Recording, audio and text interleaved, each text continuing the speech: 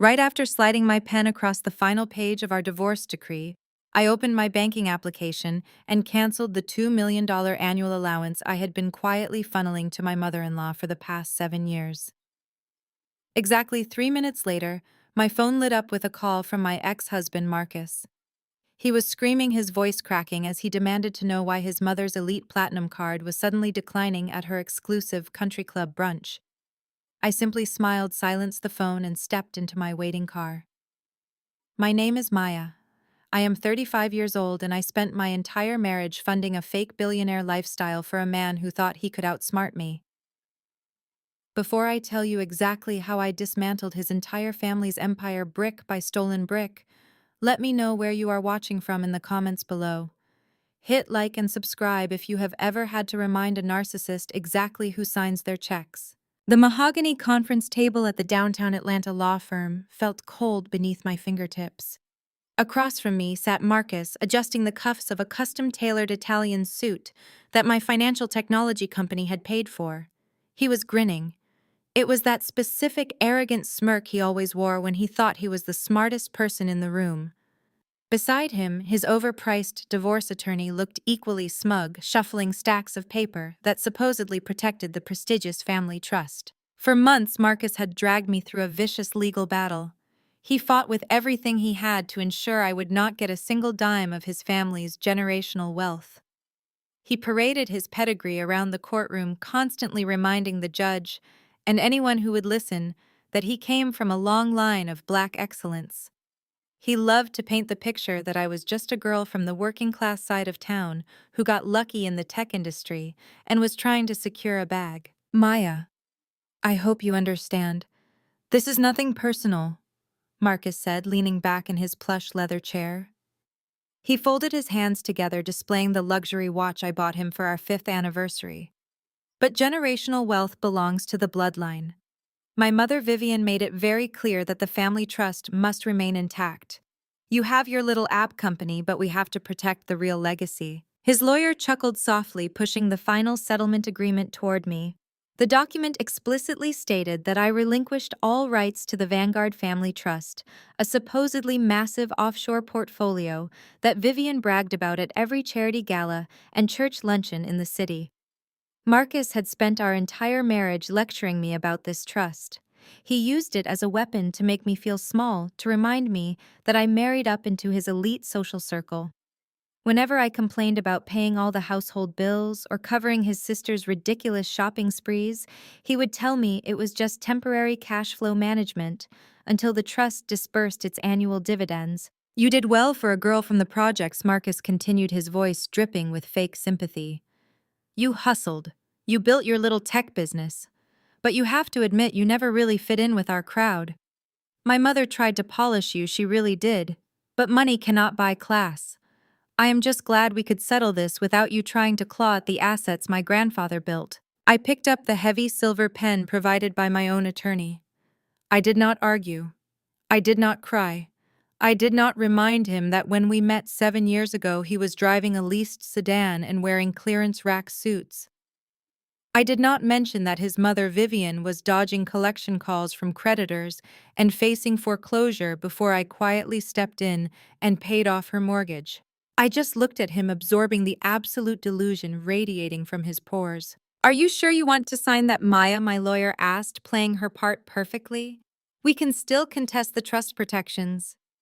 I let out a soft, amused breath.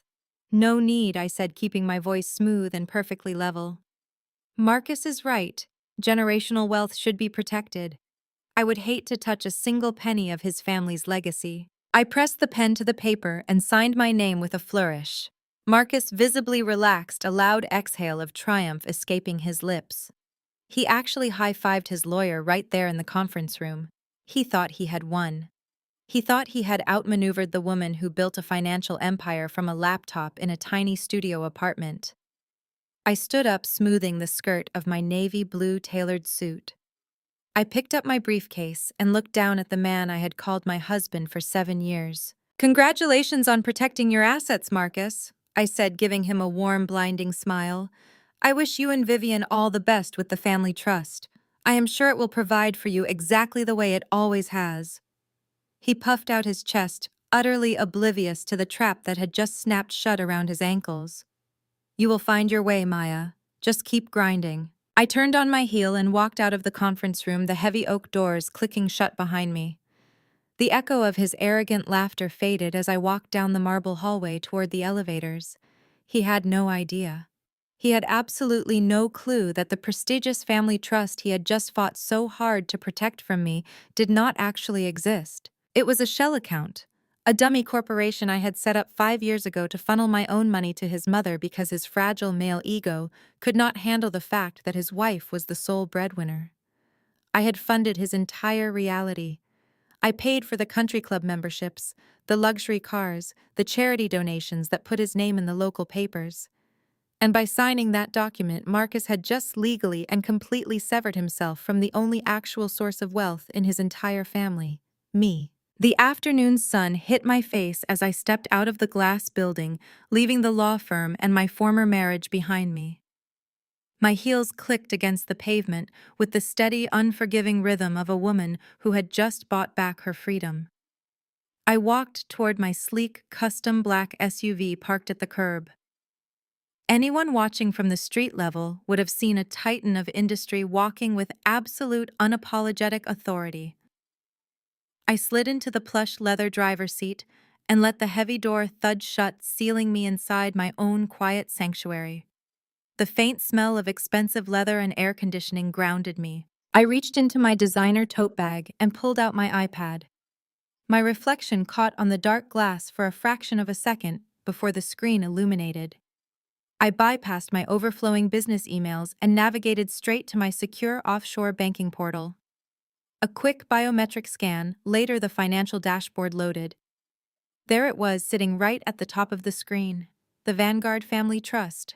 The grand illusion I had maintained for nearly a decade. I clicked on the account details, watching the automated disbursement schedule load with clinical precision. $2 million a year divided into neat monthly installments funneled directly into the accounts of my now former mother-in-law, Vivian. Nested right below the cash transfers were the authorized user controls for her unlimited platinum credit cards. For 7 years, I had let this woman look down her nose at me. I had sat silently at her lavish Sunday dinners while she made cutting remarks about my working-class upbringing. I had paid for the very caviar she ate while she proudly announced to her elite friends that her brilliant son had rescued me from poverty. I hovered my finger over the bright red terminate button on the screen. I pressed it down. A green confirmation checkmark flashed brightly. Auto transfer canceled, authorized cards revoked, shell account officially closed. I placed the iPad on the passenger seat and pushed the ignition button. The engine purred to life, but I did not drive away immediately. I leaned back against the headrest and checked the digital clock on my dashboard. I knew Vivian's schedule perfectly. It was Tuesday afternoon.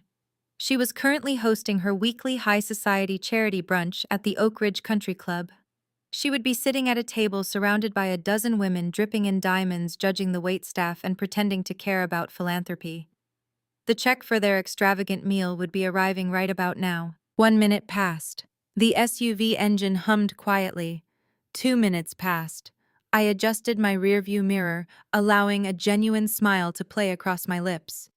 Exactly 3 minutes later, my phone violently vibrated in the cup holder. The caller ID flashed Marcus. I let it ring 3 times before swiping to answer. I put him on speakerphone so his voice could bounce off the pristine interior of the car I paid for. Maya. What did you just do? He shouted. His voice was an octave higher than usual, entirely stripped of that arrogant boardroom baritone he had projected just 10 minutes ago. He was hyperventilating. My mother just called me from the country club in tears. Her card declined. The manager came to her table in front of the entire charity committee and told her the account was frozen. She tried 3 different platinum cards, Maya. 3. They all said insufficient funds or account closed. What kind of stunt are you pulling? Turn the accounts back on right now. I listened to him gasp for air over the phone. I let the silence stretch, ensuring he felt the full suffocating weight of his powerlessness before I spoke. I am not pulling a stunt, Marcus. I replied, my voice as smooth and cold as ice. I am simply abiding by the exact terms of our divorce settlement. You made it very clear in front of your expensive lawyers that the Vanguard family trust must be protected at all costs. I relinquished all my rights to it just like you wanted. I am just a working-class girl, remember?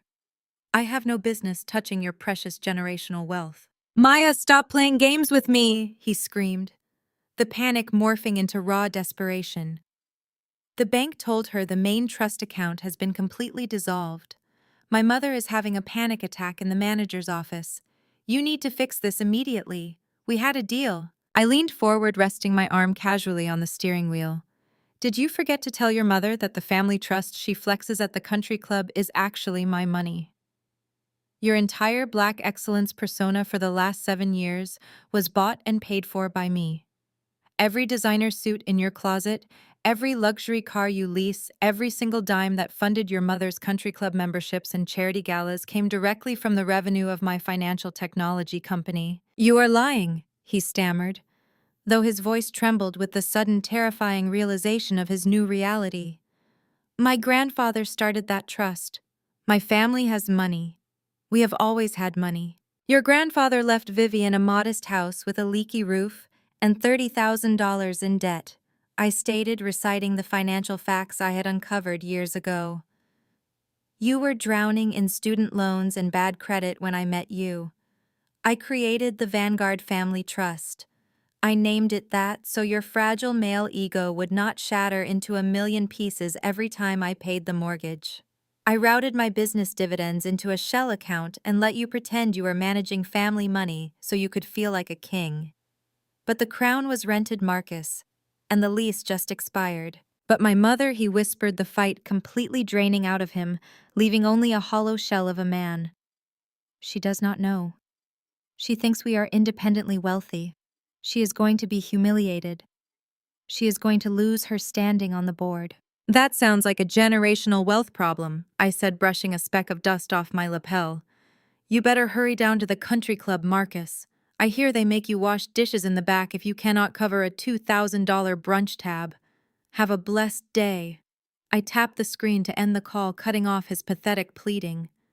I shifted the car into drive and merged seamlessly into the afternoon traffic, leaving Marcus to face the absolute ruin I had just dropped on his head. My phone vibrated again before I even reached the first intersection. The caller ID flashed Marcus for a second time. I knew he would not let it go that easily. His pride was too fragile to accept defeat on the first round. I tapped the steering wheel to answer the call, routing his voice through the surround sound speakers of my SUV. The city lights of Atlanta began to reflect across the tinted windows of my car. If a camera were mounted to the hood, it would capture the perfect arc shot, tracing the sharp lines of my face as I navigated the bustling traffic. The lens would circle around the windshield, catching the blur of skyscrapers passing by, emphasizing the absolute control I held over this machine and my life. Maya, you listen to me right now, Marcus spat. The panic from 3 minutes ago had morphed into a desperate, venomous rage. You think you can just cut off my family and walk away? You think you can embarrass my mother in front of the Oak Ridge Committee, and I will just let it slide? I will destroy you. I kept my eyes on the road, merging effortlessly into the fast lane. You are welcome to try, Marcus, but you might want to check your bank balance before you declare war. Vengeance is an expensive hobby. I do not need your money to ruin you, he sneered. I have the best legal minds in the city on speed dial. Do you hear me? I am calling the senior partners. I am calling Sterling. He plays golf with me every Sunday. He is a shark, Maya. He will tie your little fintech company up in so much litigation, you will not be able to afford the electricity bill in your office. We are going to audit every single contract you signed during our marriage. We will find a loophole. I will take 50% of your company, and I will leave you with absolutely nothing. I allowed a genuine hollow laugh to escape my lips. The sound echoed through the luxurious cabin of the SUV. He was so incredibly predictable. He honestly believed his country club connections were built on his charm rather than my invisible checkbook. Sterling. I repeated, testing the name on my tongue. You mean Richard Sterling? The senior partner who drives that vintage Porsche you are always drooling over. Exactly, Marcus barked. The very same. He respects my family. He respects the bloodline. He knows you are just a newly rich opportunist who got lucky. He will bury you, Maya. I tapped my manicured fingernails against the leather steering wheel. Which lawyer? Marcus. The one whose wife's experimental hospital bills I quietly paid off last month using my personal black card. Good luck with that. Good luck with. Dead silence fell over the line. I could practically hear the gears grinding in his head as his grand illusion began to crack. What are you talking about? He stammered, the venom suddenly draining from his voice. I am talking about reality, I said, shifting my tone to pure ice. Did you really think Sterling plays golf with you every Sunday because he likes your swing? He plays with you because my company manages his firm's largest escrow accounts. When his wife got sick and their insurance refused to cover the out-of-network specialist treatment, I wired the hospital $300,000 directly from my private account. It was a silent gift, a professional courtesy. I own his loyalty, Marcus. I own the loyalty of half the men in your little elite cigar lounge. I signaled and took a sharp turn toward the financial district. You spent 7 years parading around networking events handing out business cards bought with my money. You bought drinks for venture capitalists using a credit card I paid off every month. You built a network of powerful friends who only tolerated your endless bragging because they knew I was the silent bankroll standing behind you.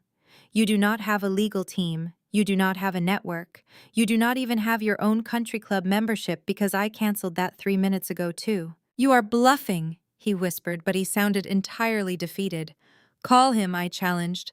Call Sterling right now. Tell him you want to sue Maya, the CEO of the fintech firm that keeps his practice afloat. See how fast he hangs up on you. See how quickly your brothers in excellence stop returning your calls when they realize the golden goose has flown the coop. Marcus breathed heavily into the receiver. You are evil, Maya. You set me up. You set my whole family up. I gave you exactly what you asked for, I replied. I gave you the illusion of power. I let you and Vivian pretend you were royalty. I let you look down on my background while my background funded your entire lifestyle. I protected your pride. But today, you decided to sign a legal document proving you wanted to protect your family trust from me. So I removed myself from it. You are on your own now, Marcus. You and your mother can finally rely on your precious bloodline to pay the bills. Maya, please, he started, his voice cracking, breaking down completely. The free trial has expired, I said, cutting him off. Do not call this number again. I ended the call with a swift tap on the screen. The silence that filled the car was the most beautiful sound I had heard in 7 years. I pressed the accelerator, feeling the powerful engine roar to life, pushing the SUV faster down the avenue. The city lights blurred around me, reflecting off the sleek black hood of the car. I had stripped him of his money, his pride, and his fake network in a matter of minutes. But I knew Marcus and I knew his mother Vivian. They were too obsessed with their image to surrender this easily. They would try to retaliate. They would try to save face. And I was completely ready for them. Let them come. Let them try to protect their crumbling empire. I had the matches, and I was more than ready to watch the entire delusion burn to the ground. I pulled my custom SUV into the private underground garage of my downtown penthouse building. The valet tipped his hat immediately as I handed over the keys. I stepped into the private elevator that required a retinal scan to access the top floor. This was my fortress. No generational wealth bought this property. My blood, my sweat, and my sleepless nights did. I walked into the sprawling living room where floor-to-ceiling windows offered a panoramic view of the Atlanta skyline. The city glittered below me, completely unaware of the absolute financial destruction I had just initiated. I tossed my keys onto the marble entryway table and walked straight to the kitchen island to pour myself a heavy glass of Cabernet. Before the dark red liquid could even touch my lips, my personal cell phone vibrated violently against the quartz countertop. I glanced at the glowing screen. The caller ID displayed Vivian. I had assigned her a specific ringtone years ago, a sharp, grating classical violin piece that perfectly matched her suffocating pretentiousness. I let it ring. Once, twice, 3 times. I took a slow, deliberate sip of my wine, letting the complex flavors settle on my tongue. She was undoubtedly calling from her backup phone because her primary platinum line had been suspended due to the frozen accounts. I swiped the screen to accept the call, putting her on speakerphone so I could keep my hands free. "Maya, darling." Vivian chimed, her voice dripping with that cloying, artificial sweetness she perfected over decades of country club luncheons. She sounded remarkably composed for a woman who had just suffered a public financial humiliation, but that was Vivian's specialty. She could be standing inside a burning building and still demand someone compliment her designer dress. "I was just speaking with Marcus. He mentioned you two had a little disagreement at the lawyer's office today. A silly little misunderstanding regarding the trust accounts." "A misunderstanding," I echoed, keeping my tone perfectly neutral. "I signed the divorce papers exactly as Marcus requested. I protected your precious family bloodline. I thought you would be absolutely thrilled, Vivian." "Listen to me, little girl." Vivian's voice dropped an octave, the sweet facade cracking just enough to let the raw venom seep through. "I do not know what kind of financial tantrum you think you are throwing, but you are not going to embarrass me. Not today. Not in front of my committee. The manager here just told me there was a glitch with my cards. A glitch, Maya. You are going to fix this glitch immediately, before the silent auction begins." I swirled the wine in my crystal glass. Vivian was the absolute embodiment of toxic matriarchy. For 7 years, she treated me like a human ATM, exploiting the unspoken rules of the black tax to the absolute maximum.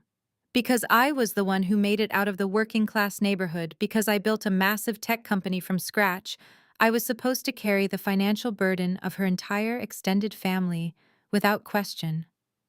But Vivian took it a step further. She did not just demand my money, she demanded my submission. She wanted my funds to sponsor her lavish lifestyle, but she also wanted to maintain the delusion that her family was genetically and socially superior to mine. "This family elevated you, Maya." Vivian continued, her tone shifting into a sharp, commanding lecture. "When Marcus brought you home, you were rough around the edges. You had ambition, sure, but you had absolutely no class. We gave you our prestigious name. We polished you.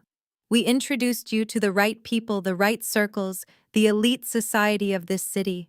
You owe us a debt of gratitude. You do not get to throw a temper tantrum and cut off the very people who gave you a seat at the table." I actually smiled at that. The sheer, unadulterated audacity of this woman was almost impressive. She genuinely believed her own lies. She believed her decaying family name was worth more than the millions of dollars I had poured into her bank accounts to keep her out of bankruptcy. She completely ignored the fact that her seat at the table was currently being rented by my corporate dividends. "The annual charity gala is tonight at the Oak Ridge Country Club," Vivian ordered, not waiting for my response.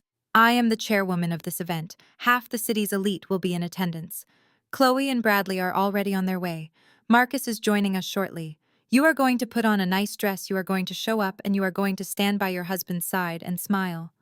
We are going to project a united, powerful family front. You will fix whatever lock you put on my accounts, and you will pay for the VIP tables we sponsored. You will not humiliate me in front of my friends because of your petty divorce drama.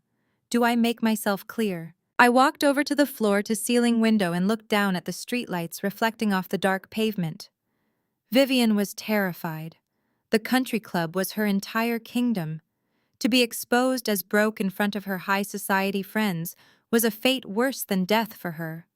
She needed me there to foot the bill and maintain the illusion. She thought she could still bully me into submission using the same old guilt trips about family loyalty and social standing.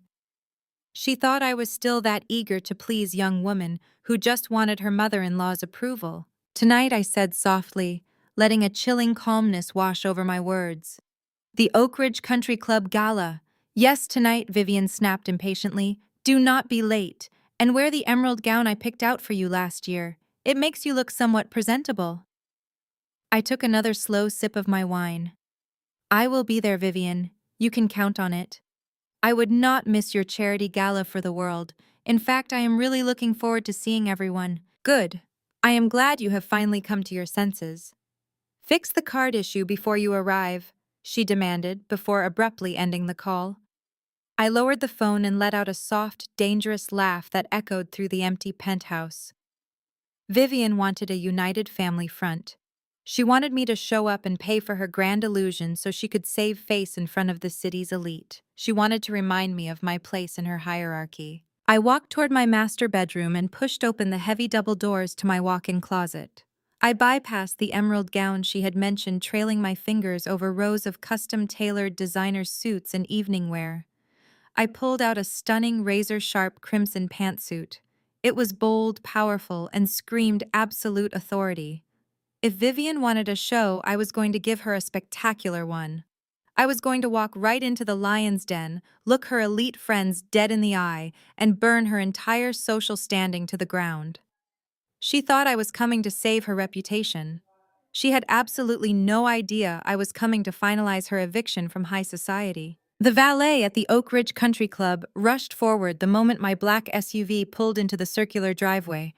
I stepped out into the humid Atlanta evening air, smoothing the lapels of my tailored crimson pantsuit. The heavy oak doors of the country club swung open, pulled by two attendants in crisp uniforms. The tracking shot of my life would follow me right here, right now. The camera trailing just inches behind my shoulders, capturing the exact moment I crossed the threshold into Vivian's prized sanctuary. The low hum of a jazz quartet and the clinking of crystal champagne flutes spilled into the grand foyer. As I walked down the sweeping marble staircase, the atmosphere shifted. The vibrant crimson of my suit cut through the sea of muted pastels and conservative tuxedos like a blade. Heads began to turn. Conversations faltered mid-sentence. I could feel the weight of 100 wealthy, judgmental eyes tracking my every movement. I kept my posture impossibly straight, my heels striking the polished floor with a steady rhythmic cadence. I was not the working-class girl seeking their validation anymore. I was the apex predator, stepping into a room full of unsuspecting prey. I scanned the glittering ballroom. Crystal chandeliers cast a warm golden glow over the silent auction tables and the elaborate floral centerpieces. It did not take long to spot them. Vivian had secured the prime VIP booth right next to the grand stage. Of course she did. I paid for that table 3 months ago. She was holding court surrounded by the city's old money elite. Vivian wore a diamond necklace that Marcus had bought her for Mother's Day using my corporate dividend account. Marcus stood beside her clutching a glass of scotch, trying desperately to project the image of an unbothered titan of industry. To his left stood his sister Chloe, draped in a designer gown she absolutely could not afford on her part-time gallery assistant salary. And right next to Chloe, leaning casually against the high-top table, was Bradley. Chloe's husband was a white man who wore sneakers with custom suits and spoke exclusively in Silicon Valley buzzwords. He loved to brand himself as a tech bro visionary, despite the fact that his startup had never turned a single dollar of profit. I glided across the ballroom floor. The closer I got to their table, the more their forced smiles began to strain. Marcus saw me first. His eyes widened, taking in the crimson suit instead of the emerald gown his mother had demanded. A flicker of pure panic crossed his face before he quickly masked it with a stiff, arrogant grin. He nudged his mother. Vivian turned. Her eyes raked over my outfit, her lips pressing into a thin line of disapproval. But she was a master of public relations. As I stepped up to the VIP table, she threw her arms open, projecting her voice loud enough so the neighboring tables, including the mayor and several prominent judges, could hear every single word. "Maya, darling," Vivian announced, her tone dripping with fake sympathy. "We are so relieved you decided to show up. I was just telling the Hendersons how worried we have been about your little mental health struggles lately. Divorce takes such a terrible toll on the fragile mind." I did not flinch. I did not frown. I simply offered her a razor-sharp smile. The neighboring tables went completely silent, eagerly eavesdropping on the unfolding drama. Vivian was intentionally trying to paint me as the erratic, broke ex-wife who was losing her grip on reality. "It really is a shame," Marcus chimed in, raising his voice to ensure the audience did not miss a beat. He stepped forward, placing a condescending hand on my shoulder. I stepped back immediately, letting his hand drop to his side. Marcus cleared his throat, trying to recover his footing. We know the financial transition has been incredibly hard on you, Maya. Without the family trust backing you up, things must be terrifying. But we want you to know we hold no ill will. We will always support you even when you are lashing out. Chloe giggled softly, sipping her champagne. Honestly, Maya, that suit is a bit loud for a charity gala, do not you think? But I guess when your business is struggling, you have to do whatever you can to cry out for attention. Mom was gracious enough to save you a seat, so you would not have to face the society pages alone. You really should have worn the emerald dress. It hides the stress so much better. The sheer audacity was breathtaking. They were standing there drinking champagne I bought, standing at a table I funded, projecting an illusion of wealth that I had single-handedly created.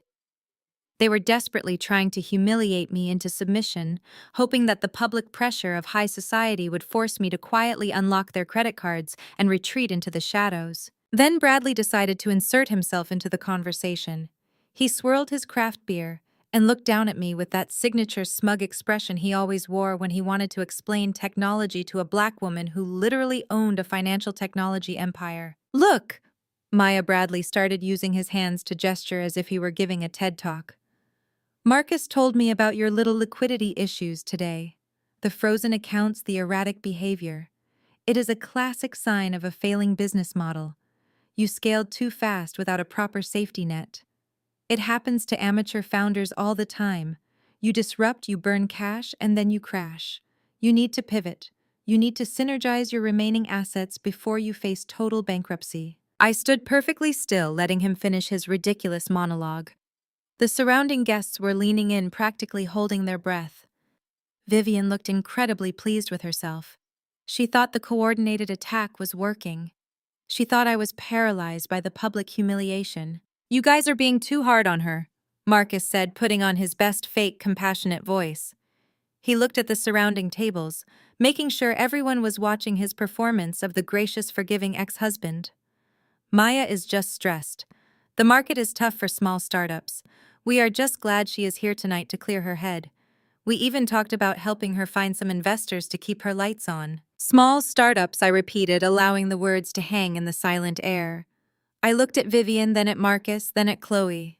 Finally, I locked eyes with Bradley. The corners of my mouth curled upward into a cold, calculated smirk. I took a slow, deliberate step forward, closing the distance between myself and the delusional family that thought they had backed me into a corner. I did not raise my voice. I did not need to. In a room full of people desperate for gossip, a quiet, confident voice carries further than a scream. I am so glad you brought up business models, Bradley. I said, my tone perfectly conversational but laced with absolute lethal intent. Because I was just reviewing some fascinating financial projections on my drive over here.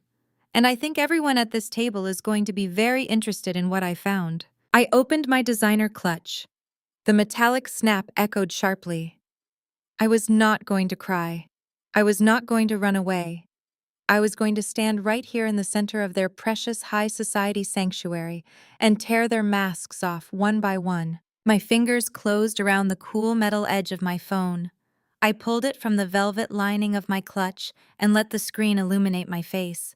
Before I could even swipe to unlock the device, Bradley chuckled, taking a step closer to me. He adjusted the sleeves of his unstructured designer blazer, playing the role of the benevolent, wealthy savior. Listen, Maya, there is no shame in admitting defeat, Bradley said, his voice carrying that distinct brand of unearned confidence. In the Valley, we call it failing forward. You tried to play in the big leagues, and you got burned. It happens. He looked around the table, ensuring the mayor's wife at the next booth was hanging on to his every word. Chloe and I were talking on the way here. My Web3 platform is currently scaling at an unprecedented rate. We just opened a new seed round, and our runway is massive. I need an executive administrator, someone to manage schedules, handle the low-level logistics, maybe answer the phones and pick up dry cleaning. It is an entry-level role, sure, but it comes with a competitive salary and stock options. It could be a great way for you to transition out of your current financial mess and get back on your feet. A soft landing, if you will. I let out a slow, melodic laugh. It was a genuine sound of pure, unadulterated amusement that echoed sharply over the soft jazz playing in the background. Chloe crossed her arms, glaring at me with deep disgust. Marcus shifted his weight nervously, suddenly looking like he wanted to sink right through the marble floor. Vivian raised her chin, preparing to scold me for laughing at such a generous charitable offer from her brilliant son-in-law. An executive administrator, I repeated, tasting the sheer absurdity of the words. At a Web3 platform that is currently scaling. That is a fascinating pitch, Bradley. But I have to ask, are you scaling before or after the federal auditors look into your catastrophic burn rate? Bradley's smug smirk faltered instantly. What are you talking about? I am talking about the email I received last Thursday from the chief financial officer of my company. I said, my voice projecting clearly and flawlessly across the suddenly silent ballroom. You see, Bradley, when a failing tech startup is desperate for a bailout to avoid total collapse, the founder usually shops their pitch deck around to major fintech conglomerates. They beg for a quiet acquisition just to pay off their mounting debts and avoid prison time. Your lead investor sent your entire portfolio directly to my acquisitions team. I tapped my screen, scrolling through the highly confidential corporate dossier I had saved specifically for this exact moment. My board of directors spent exactly 12 minutes reviewing your company's financials before tossing the entire file into the shredder. We officially declined to acquire your platform for a grand total of $1. A collective gasp rippled through the surrounding tables. Several prominent judges and elite socialites leaned in closer, their champagne glasses frozen in midair. The jazz quartet seemed to play a little softer, as if the musicians themselves wanted to hear the rest of the conversation. $1, I enunciated, perfectly locking eyes with Bradley. The color rapidly drained from his face, leaving him looking like a ghost trapped in a tailored suit. And honestly, my CFO told me we would be overpaying, because your proprietary algorithm does not exist. Your user base is entirely composed of purchased bots from overseas. And your revenue stream is a complete fabrication built on smoke and mirrors. That is proprietary corporate information. Bradley stammered, his voice cracking under the immense pressure of public exposure. He looked frantically at Marcus, then at Chloe, who was suddenly staring at her husband with wide, horrified eyes. You signed a non-disclosure agreement. You cannot discuss this in public. I never signed anything, I corrected him, taking a slow, deliberate step right into his personal space. My legal team threw your non-disclosure agreement in the trash right next to your fraudulent business model. But the absolute best part of the financial report was not the fake users or the non-existent software code. It was the payroll ledger. I turned my gaze slowly toward Vivian. She was gripping the edge of the VIP table so hard her knuckles had turned completely white. The heavy diamond necklace around her throat suddenly looked like a very expensive glittering noose. Vivian, did you know that Bradley pays himself a CEO salary of $400,000 a year? I asked, feigning innocent curiosity. Did you also know that his company generates absolutely zero revenue? So where exactly is that massive payroll coming from? Vivian opened her mouth, but no sound came out. She looked at her son-in-law, her carefully constructed high society mask slipping to reveal pure, unadulterated confusion. I will tell you exactly where it comes from, I continued, not giving any of them a single second to breathe. It comes from you, Vivian. Or rather, it comes from the offshore accounts Marcus has been illegally managing under your name. For the past 2 years, Bradley has been using your retirement funds, your estate equity, and the money I put into your accounts to pay his own inflated salary. He is not a tech visionary. He is a parasite draining your accounts dry to fund a Silicon Valley fantasy that was doomed from day one. That is a lie, Chloe shrieked, slamming her crystal champagne flute onto the table. Bradley just closed a massive funding round. Marcus helped him secure the capital last month. Marcus helped him commit wire fraud. I corrected, my voice ringing out with absolute lethal authority. Marcus took Vivian's liquid assets, leveraged them against a ghost company, and handed the cash directly to your husband so he could play dress-up in the tech sector. And Vivian, you signed off on every single bank transfer because Marcus told you it was a guaranteed investment to protect the family bloodline. Vivian looked like she had just been struck by a commercial freight train. She turned slowly to look at Marcus, her eyes wide with rising terror. Marcus was sweating profusely. His expensive designer cologne was suddenly overpowered by the unmistakable stench of pure panic. He could not make eye contact with his mother. He stared fixedly at the intricate floral pattern on the ballroom carpet, wishing it would swallow him whole. Is she telling the truth? Marcus? Vivian asked, her voice trembling violently. She stripped away every ounce of the commanding matriarch persona she had wielded for decades, leaving only a terrified elderly woman. Tell me this working-class nobody is lying right now. Tell me you did not give my money to Bradley. Marcus swallowed hard, his Adam's apple bobbing visibly against his silk collar. Mother, it is a very complicated venture capital structure.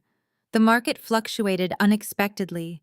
We just need a little time to restructure the assets and regain liquidity. Restructure. I laughed, a sharp, cutting sound that sliced through the heavy, suffocating tension of the room. There is nothing left to restructure. Bradley took your money, Vivian, and he burned it. He spent it on private jet rentals, bottle service, at elite networking events, and a luxury office space he has not paid rent on in 6 months. And the best part is yet to come. When the whole thing inevitably collapses, and it will collapse very soon, Bradley will just file for corporate bankruptcy and walk away clean. But your name is on the guarantor documents, Vivian. You are on the hook for every single dime of that debt. Bradley tried to speak, but he was literally speechless. His mouth opened and closed silently.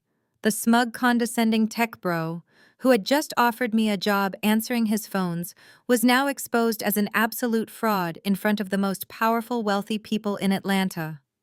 The mayor's wife was openly typing on her phone at the next booth, undoubtedly texting the massive scandal to everyone in her high society contact list. Chloe grabbed Bradley's arm, her perfectly manicured nails digging deep into his jacket sleeve. Bradley, tell them she is making this up right now. Show them the bank statements. Prove her wrong. Bradley just stared at me, his eyes wide with a mixture of intense hatred and absolute soul-crushing defeat. He knew I had the receipts. He knew that if he pushed me even an inch further, I would pull out the actual legal documents and read his entire fraudulent transaction history to the entire country club. He cannot show you the bank statements, Chloe, I said softly, delivering the final devastating blow. Because the accounts are officially frozen. The little glitch Vivian experienced this afternoon was not a bank error. It was me cutting off the main supply line. The money is gone, the startup is dead, and your husband is nothing but a con artist wearing a suit paid for by your mother's stolen retirement fund. I watched the devastating reality settle over the table. The grand illusion of the untouchable elite family had been shattered into a million jagged, irreparable pieces. They were exposed, vulnerable, and completely financially bankrupt. And the most beautiful part of the evening was that I had not even dropped the biggest bombshell yet. The air in the grand ballroom grew so incredibly thick it felt like trying to breathe underwater. The absolute silence that followed my revelation was deafening. The polite murmurs of the city elite had vanished completely. Even the delicate clinking of silver forks against fine china at the surrounding tables had ceased. Every single person in the vicinity was locked onto our VIP booth, watching the pristine facade of Vivian's highly curated social empire disintegrate into dust. The jazz quartet on the main stage faltered, a trumpet player missing his cue before the bandleader mercifully signaled them to stop playing altogether. The sudden quiet amplified the heavy, ragged breathing coming from Marcus and Bradley. I kept my eyes locked on Vivian. I watched the terrifying reality wash over her meticulously powdered face. Her eyes darted frantically from her son, who was actively avoiding her gaze, to her son-in-law, who was staring blankly at the floral centerpiece. The devastating truth was sinking in. The boys had not just made a bad investment. They had actively conspired to drain her dry. But Vivian was a creature built entirely on pride and the preservation of her high society image. She could not attack Marcus or Bradley in front of her country club committee. Admitting her own flesh and blood had robbed her would be the ultimate humiliation. She needed a scapegoat. She needed someone to blame for the collapse of her perfect world. And standing right in front of her, wearing a vibrant crimson suit and an unapologetic smirk, was the woman she had always viewed as beneath her. Vivian's perfectly manicured hands began to tremble violently. The heavy diamond necklace resting against her collarbone seemed to choke her as her breathing turned shallow and rapid. She looked past me, making direct eye contact with the mayor's wife, sitting in the adjacent booth. The woman was openly staring, her phone held loosely in her hand, likely having just texted the entire scandal to the country club board of directors. Vivian saw the pity in the woman's eyes. She saw the mocking amusement hiding just beneath the surface of her elite peers. Her entire identity, her status as the untouchable matriarch of Atlanta's old money circle, was being publicly slaughtered. A dangerous feral energy suddenly radiated from Vivian. The aristocratic grace she had practiced for decades completely evaporated, leaving behind nothing but raw, desperate malice. She reached out with a shaking hand and grabbed her crystal champagne flute from the table. Her knuckles turned stark white against the delicate glass. "You disrespectful, ungrateful little nobody!" Vivian hissed, her voice trembling with a venom so toxic it practically burned the air between us. "How dare you come into my sanctuary and spout these ridiculous, vicious lies? You are nothing. We gave you everything. We pulled you out of the dirt, and this is how you repay us. By trying to tear down a legacy you could never possibly understand." I did not flinch. I stood my ground, my posture radiating absolute, unshakable power. "Your legacy is bankrupt, Vivian," I said softly, my voice barely above a whisper, but carrying the weight of an executioner's blade. "And I am the one holding the collection notices." That was the breaking point. The undeniable realization of her own powerlessness snapped whatever thin thread of sanity Vivian had left. With a guttural sound of pure, unhinged rage, she swung her arm forward. The crystal flute whipped through the air, splashing freezing cold vintage champagne directly across the front of my tailored crimson blazer. But she did not stop there. Using the forward momentum of her swing, Vivian brought her open palm across my face with everything she had. The sharp, resounding crack of the slap echoed through the cavernous ballroom like a gunshot. The entire venue gasped in unison. A collective wave of shock rolled through the high society crowd. A waiter dropped a silver tray of appetizers, shattering plates against the marble floor. Chloe covered her mouth with both hands, letting out a high-pitched shriek. Marcus stumbled backward, physically distancing himself from his mother as if she had just detonated a live grenade. Bradley looked absolutely terrified, backing into the heavy velvet drapes behind their table. My head snapped to the side from the sheer force of the impact. My cheek immediately began to burn, a hot, stinging sensation spreading across my skin where her heavy diamond rings had scraped my jawline. Drops of champagne dripped slowly from my chin, landing silently on the pristine white tablecloth below us. Time seemed to stop entirely. The club manager took a tentative step forward from the shadows, his hand reaching for his radio to call security, but he froze, entirely captivated by my reaction. I did not stumble. I did not raise my hand to my cheek. I did not let a single tear form in my eyes. I slowly turned my head back to center, locking my gaze onto Vivian. She was breathing heavily, her chest heaving as she stared at her own hand, realizing the catastrophic magnitude of what she had just done. She had just committed physical assault in a room full of federal judges, corporate attorneys, and prominent politicians. The silence in the room was absolute, waiting for my retaliation. They expected me to scream. They expected me to lunge at her. They expected the working-class girl to finally lose her temper and confirm every terrible stereotype Vivian had ever projected onto me. Instead, I slowly unclasped my designer clutch. My movements were deliberately methodical, projecting a terrifying aura of control. I reached inside and retrieved a pristine white silk handkerchief. I brought the silk to my face and elegantly dabbed the champagne from my chin. I wiped a small drop of liquid from my lapel, checking the fabric with mild disappointment before returning my completely unimpressed gaze to the woman trembling before me. I tucked the handkerchief back into my clutch and snapped it shut.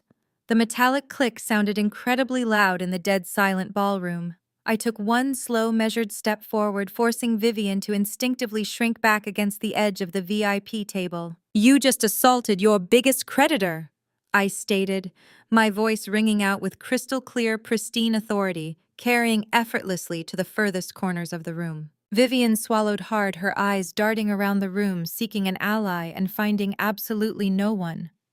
The elite crowd looked at her with pure, unadulterated disgust. "I want you to savor this exact moment, Vivian." I continued leaning in just a fraction of an inch closer so she could see the absolute lack of mercy in my eyes. "I want you to look around this beautiful ballroom. Look at the crystal chandeliers. Look at your wealthy friends judging you. Taste the vintage champagne you just wasted on my suit. Memorize the feeling of wearing those expensive diamonds. Because tomorrow morning my legal team is freezing every single asset attached to your name to recoup the fraudulent loans your son took out using my corporate signature." Marcus let out a strangled gasp, but I ignored him, keeping my eyes pinned solely on the fallen matriarch. "You thought you could put me in my place?" I said, a cold, flawless smile spreading across my face. "But my place is at the top of the food chain. Your place is holding the empty bag your golden child handed you. I will see you in federal court, and I will be taking the house." I stepped back, smoothing the front of my damp blazer with effortless grace. "Enjoy the caviar, Vivian," I said, delivering the final lethal blow. "It is the last party you will ever be able to afford." I did not wait for her response. I did not look at Marcus or the pathetic tech bro cowering in the curtains. I turned on my heel and began the long, victorious walk toward the grand exit. The crowd of wealthy elites literally parted like the Red Sea to let me through. Nobody spoke a word. The only sound in the massive ballroom was the steady, rhythmic click of my heels against the marble floor, marking the exact tempo of Vivian's collapsing empire. I pushed through the heavy oak doors and stepped out into the cool night air, leaving them behind to choke on the ashes of their own burning legacy. The morning sun flooded through the floor-to-ceiling windows of my corner office at FinTech headquarters. It was barely 8 o'clock, but the city of Atlanta was already buzzing with the fallout from the Oak Ridge Country Club gala. My private phone had been ringing continuously since dawn. Socialites, board members, and charity organizers were desperate to confirm the spectacular public execution of Vivian's high society empire. I silenced my notifications, taking a slow sip of my custom-roasted espresso. The bitter warmth grounded me. I stood at the glass, looking out over the skyline, feeling the absolute clarity of a woman who had finally excised a parasite from her life. My executive assistant knocked softly on the heavy glass door before stepping inside. Her face carried a mixture of professional composure and mild concern. She held a thick legal envelope sealed with red tape. "A process server just left this at the front reception desk," she said, setting it carefully on my polished mahogany desk. "He insisted it was highly urgent and required your immediate signature of receipt." I thanked her and waited until the door clicked shut before reaching for my silver letter opener. I sliced through the thick paper and slid the contents onto my desk. The bold, capitalized letters at the top of the first page practically screamed Marcus and his desperate, fragile ego. It was a formal civil lawsuit filed in the Fulton County Superior Court. The plaintiff was my newly minted ex-husband. The defendant was me. But it was not a standard post-divorce grievance about alimony or hurt feelings. Marcus was suing me for embezzling marital assets and breaching fiduciary duties. I leaned back in my ergonomic leather chair and read through the barrage of ridiculous legal jargon. Marcus had somehow found a bottom-feeding attorney willing to take his case on contingency. His precious country club lawyer Sterling had undoubtedly blocked his number after my public declaration last night. The lawsuit claimed that my entire financial technology empire was built on stolen funds. Marcus was demanding a full 50% equity stake in my company and immediate executive control of my board of directors. It was hilarious. It was genuinely laughable. But then I turned to Exhibit A attached at the very back of the legal packet, and my amusement instantly morphed into cold, calculating fury. It was a photocopy of a contract dated 7 years ago, right around the time I was coding my first proprietary algorithm in my tiny studio apartment. The header read, "Angel Investment and Seed Capital Agreement." According to this fabricated piece of garbage, Marcus had supposedly invested $100,000 of his own personal cash to fund my initial startup costs. At the bottom of the page sat his messy, arrogant signature, right next to a completely forged copy of mine. I stared at the fraudulent ink tracing the jagged lines of my fake signature. Marcus was truly grasping at straws. 7 years ago, he was driving a leased sedan he could not afford and calling me in a panic because his electricity was about to be shut off. He used to borrow my debit card just to buy premium sneakers to keep up appearances with his fraternity brothers. He did not have $100 to his name, let alone 100,000. He had traced my signature. It looked like he had pulled it straight off an old anniversary card or a grocery receipt and slapped it onto a retrodated contract. He was trying to bypass our divorce settlement by claiming he was a primary corporate shareholder from day one. He thought this fake contract would force a judge to freeze my corporate assets and terrify me into offering him a massive cash settlement just to make him go away. He wanted to bleed me dry to save his mother from the total bankruptcy I had just handed her. My private desk phone began to ring. It was a direct, secure line very few people had access to. I picked up the receiver without taking my eyes off the forged document. "Maya, you have been served?" Marcus said, his voice dripping with that familiar toxic arrogance he always used when he thought he had outsmarted a woman. "I told you I would destroy your little company. Did you really think you could humiliate my mother in front of the entire city and walk away with my money?" I did not raise my voice.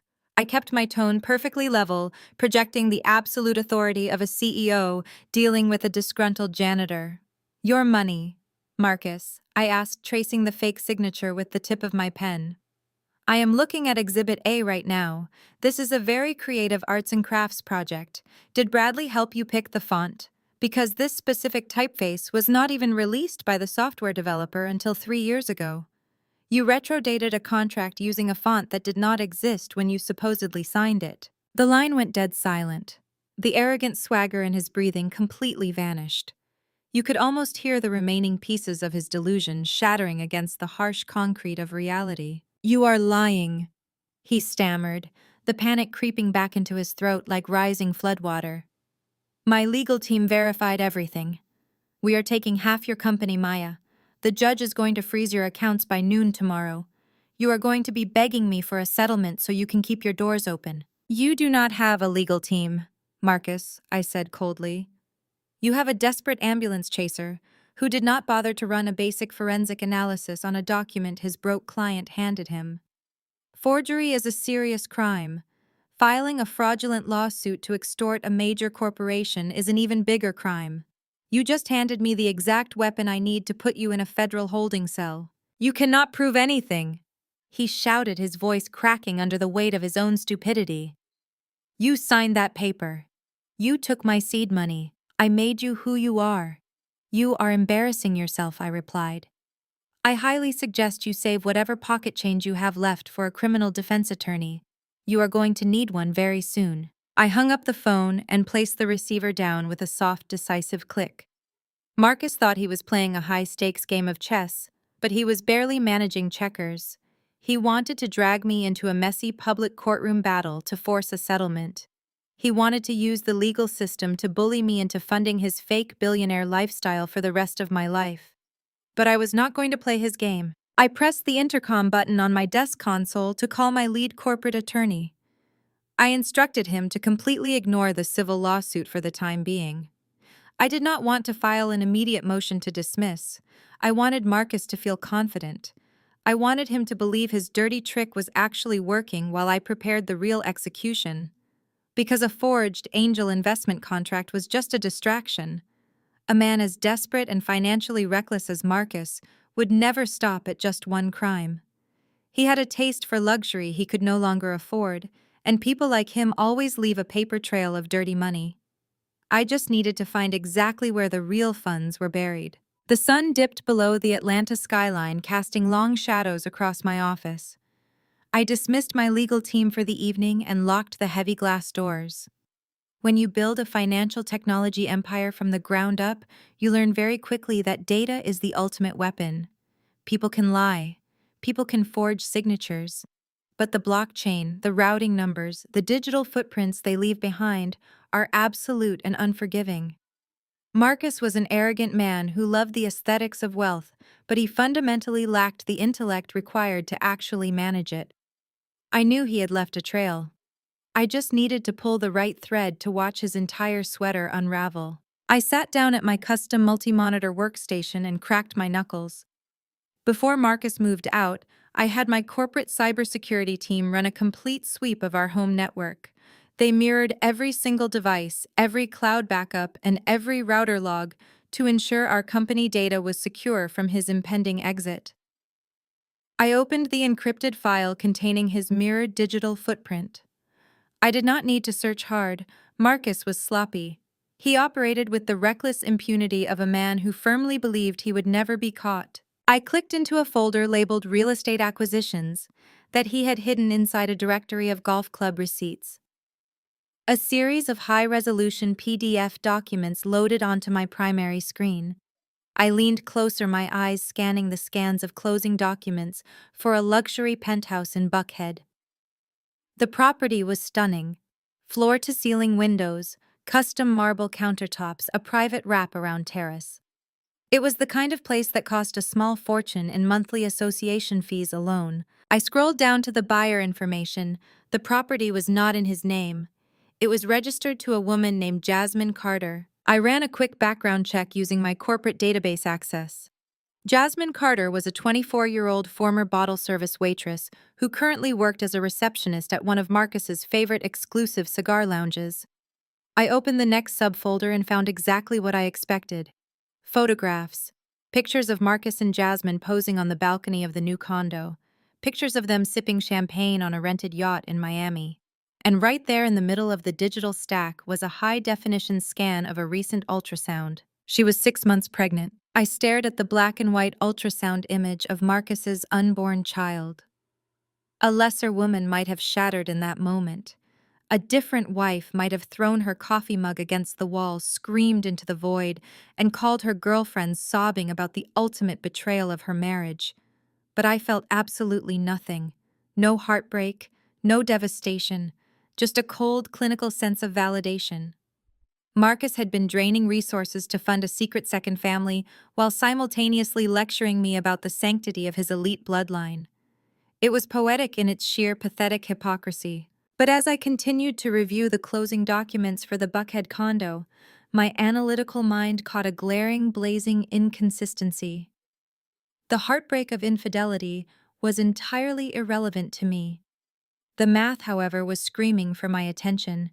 The purchase price of the condo was $2.4 million. I scanned the settlement statement. It was a cash transaction. Paid in full, no mortgage, no financing, just a clean direct wire transfer to the title company. I sat back in my chair, tapping my manicured nails against the smooth mahogany desk. The math was simply not mathing. I knew exactly how much money Marcus had. He had nothing. I had systematically locked down every single joint account, every corporate credit card, and every investment portfolio attached to my name weeks before I handed him the divorce papers. The $2 million annual allowance I had been funneling to Vivian was strictly monitored and completely inaccessible to him for lump sum withdrawals. His fraudulent civil lawsuit demanding half of my company was a desperate, transparent cash grab because he was completely broke. So how does a broke man suddenly manifest $2.4 million in liquid cash to buy a luxury condo for his pregnant mistress? He did not get it from me. He certainly did not get it from his mother Vivian, whose credit cards were currently bouncing at the country club. And he did not earn it. I leaned forward, my eyes narrowing as I zoomed in on the wire transfer receipt attached to the closing documents. I highlighted the routing number and the originating bank details. The money did not come from a domestic account. It originated from a massive offshore holding company registered in the Cayman Islands. A cold thrill of adrenaline spiked through my veins. This was not just a case of a cheating husband hiding a few $1,000s in a secret checking account. This was high-level financial obfuscation. An offshore wire transfer of that magnitude required corporate facilitation. It required a network of shell accounts and a deliberate intent to hide the origin of the funds. Marcus was arrogant, but he was not a financial mastermind. He did not possess the technical knowledge or the international connections to set up a Cayman Islands holding company on his own. Someone had to help him. Someone with experience in moving dirty money and creating fake corporate entities. My mind immediately flashed to the gala, to the smug, condescending face of his white brother-in-law, Bradley. Bradley, the self-proclaimed Silicon Valley visionary whose entire Web3 startup was built on fraudulent user data and fabricated revenue streams. Bradley needed massive amounts of cash to keep his dying company afloat, and Marcus needed massive amounts of untraceable cash to fund his secret double life. I pulled up the corporate registry database and ran a trace on the offshore holding company that had wired the money for the condo. The layers of corporate protection were thick, but my software was designed to penetrate the deepest financial labyrinths. I stripped away the dummy directors and the proxy addresses until I hit the foundational bedrock of the account. The offshore holding company was officially registered to a parent corporation. The parent corporation's name glowed brightly on my monitor. It was the exact same parent corporation that owned Bradley's failing Web3 startup. I let out a slow, sharp breath. The puzzle pieces were rapidly snapping into place, revealing a picture far more sinister and illegal than I could have ever imagined. Marcus and Bradley were not just related by marriage. They were co-conspirators in a massive financial fraud operation.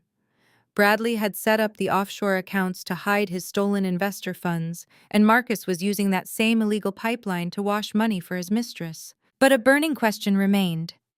Where did the initial influx of capital come from?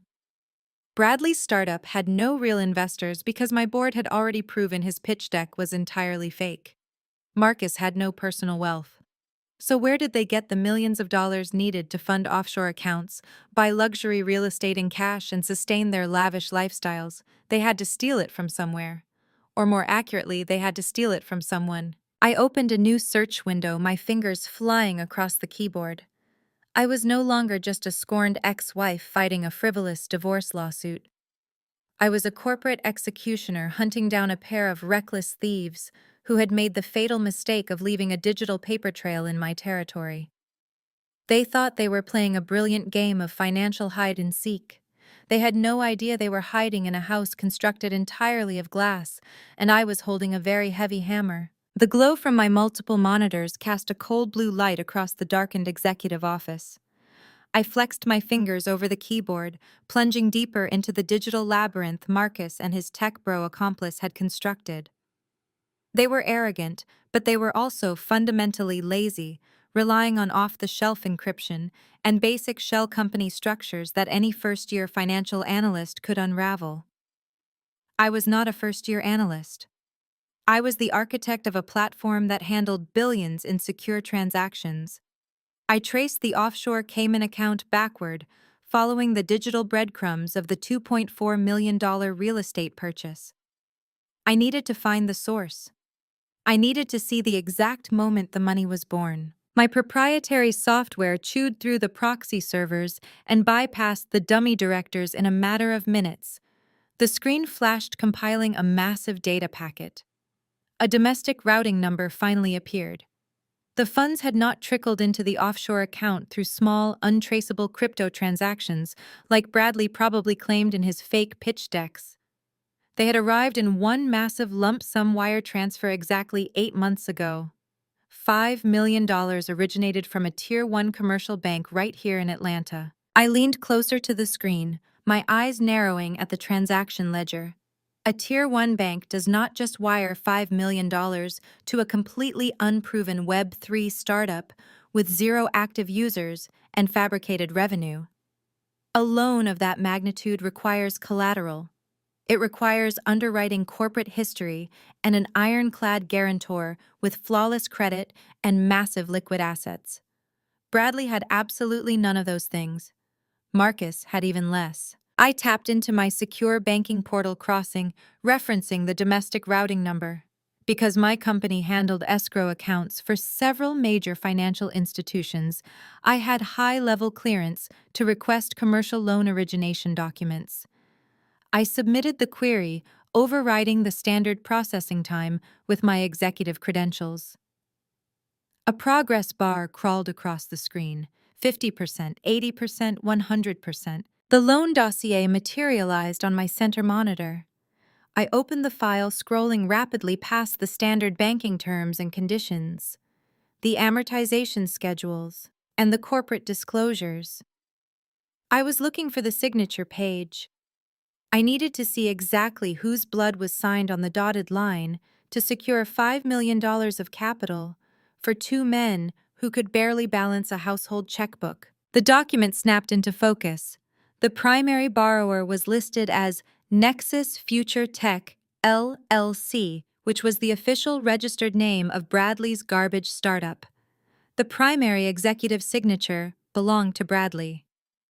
But right beneath his name, in the section strictly reserved for the corporate guarantor, was a familiar string of text. M FinTech Incorporated, my company. My breath hitched in the absolute silent stillness of the room. I scrolled down exactly one more inch. There, resting on the digital page, was my signature. It was not a sloppy trace job like the fake angel investment contract Marcus had served me with earlier today. This was a flawless, digitally authenticated signature, complete with my company's official corporate seal and a time-stamped biometric verification code. I stared at the screen, feeling the ambient temperature of the office plummet. Marcus had not just cheated on me. He had not just siphoned off his mother's retirement funds. He had committed high-level corporate identity theft.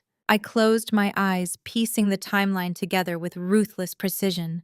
8 months ago. That was right around the time I was negotiating a massive merger with a European banking conglomerate. I had been working 18-hour days, exhausted, and constantly reviewing mountains of legal paperwork. I kept my secure corporate digital token on a biometric flash drive in my home office safe. Marcus had the code to that safe. He told me he needed it in case of emergencies. I had trusted my husband. I had trusted the man who slept next to me every single night. He had waited until I was completely consumed by my work, physically exhausted and distracted by international negotiations. He had taken my digital token, used his marital access to my home office, and stamped my corporate seal onto a $5 million commercial loan guarantee for his white brother-in-law. He weaponized my black excellence, my flawless credit rating, and my spotless corporate reputation to bail out a mediocre tech bro who could not even code his own software. The sheer terrifying magnitude of their plot unfolded in my mind like a perfectly executed blueprint. The fake civil lawsuit Marcus had filed against me this morning, demanding half of my company, was never meant to hold up in court. He knew the angel investor contract was a cheap forgery that any judge would throw out, but it was not meant to win. It was meant to be a smokescreen, a distraction. Marcus filed the frivolous lawsuit to drag me into a messy, prolonged public divorce battle. He wanted me so entirely focused on defending my company's equity from his fake claims that I would completely ignore my corporate credit monitoring. He wanted to keep me busy fighting ghosts in family court while the real bomb ticked silently in the background. Bradley's startup was dead in the water. They both knew it.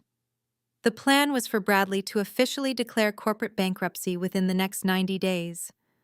When the Web3 startup defaulted on the $5 million loan, the Tier 1 commercial bank would instantly trigger the guarantor clause. They would bypass Bradley entirely and come straight for the entity that backed the loan. They would come for my company. The bank would seize my corporate accounts, freeze my operational capital, and force me to liquidate my personal assets to cover the $5 million debt, plus astronomical interest and penalties. I would be financially crippled, my business reputation destroyed, and my company forced into receivership. And while I was drowning in federal court fighting a catastrophic debt I never authorized, Marcus and Bradley would be sitting on a beach somewhere perfectly insulated from the fallout. Marcus had already taken his $2.4 million cut of the loan, washed it through the Cayman Islands, and bought a luxury condo for his pregnant mistress. Bradley had undoubtedly pocketed the rest, hiding it in offshore crypto wallets disguised as corporate operational expenses. They had orchestrated the ultimate exit strategy. They were going to detonate a $5 million bomb inside my life, stick me with the entire devastating bill, and walk away completely clean with pockets full of untraceable cash. They thought they had engineered the perfect crime. They truly believed that because I was a woman, because I was a wife, I would be too blinded by the emotional devastation of infidelity and divorce to notice the massive corporate guillotine hanging right over my neck. They thought my grief would make me stupid. I opened my eyes, locking onto the fraudulent signature on the screen. There were no tears. There was no shaking. The heartbreak of a failed marriage was utterly obliterated by the cold, calculated instinct of a corporate apex predator. Marcus and Bradley did not just betray a wife. They had attempted to assassinate a CEO. I reached for my desk phone, bypassing my legal team entirely. When dealing with federal wire fraud, corporate identity theft, and offshore money laundering, you do not call a divorce attorney. You call the people who carry badges and freeze assets before the criminals even have time to pack their bags. I dialed a direct secure number I had kept on file for years. It was time to show the golden child and the white knight exactly what happens when you try to use a self-made black woman as your personal financial mule. The game was officially over, and I was going to ensure they spent the next 2 decades in a federal penitentiary, calculating exactly how badly they misjudged me. If a camera were positioned in the shadows of my office, it would capture the exact moment the grieving wife died and the corporate executioner took her first breath. It would slowly push in on my face, illuminated only by the cold blue glow of 5 computer monitors, catching the lethal stillness in my eyes. I did not shed a single tear for my broken marriage. I did not throw anything across the room. Emotional outbursts are for people who lack leverage. I had leverage in spades, and I was about to use it to surgically dismantle every single person who thought they could play me for a fool. I picked up the secure line on my desk, but I did not call my divorce attorney.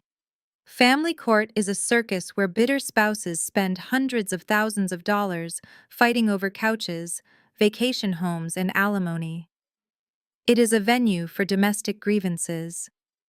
Marcus and his tech bro accomplice had escalated this far beyond a domestic grievance.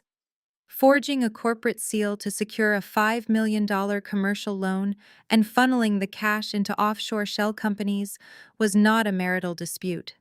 It was a textbook violation of Title 18 of the United States Code. It was federal wire fraud, bank fraud, and aggravated identity theft. You do not take federal crimes to a divorce judge. You take them to the people who hand out matching orange jumpsuits. My fingers flew across the keyboard, opening a heavily encrypted communication portal. Because my financial technology firm handled compliance and security for major banking institutions, I had direct lines to several federal agencies. I bypassed the regional field offices entirely and dialed the direct cellular number of Special Agent David Reynolds, a senior investigator in the FBI White-Collar Crime Division. We had worked together 2 years ago when my software flagged a massive international money laundering syndicate. He knew my voice, and more importantly, he knew I never called unless I had a bulletproof case. Maya Reynolds answered, his tone instantly shifting into professional alertness. "It is late. What do you have for me?" "I have a fully packaged $5 million bank fraud and offshore money laundering case, David," I said, my voice perfectly steady. "The victim is a Tier 1 commercial bank right here in Atlanta.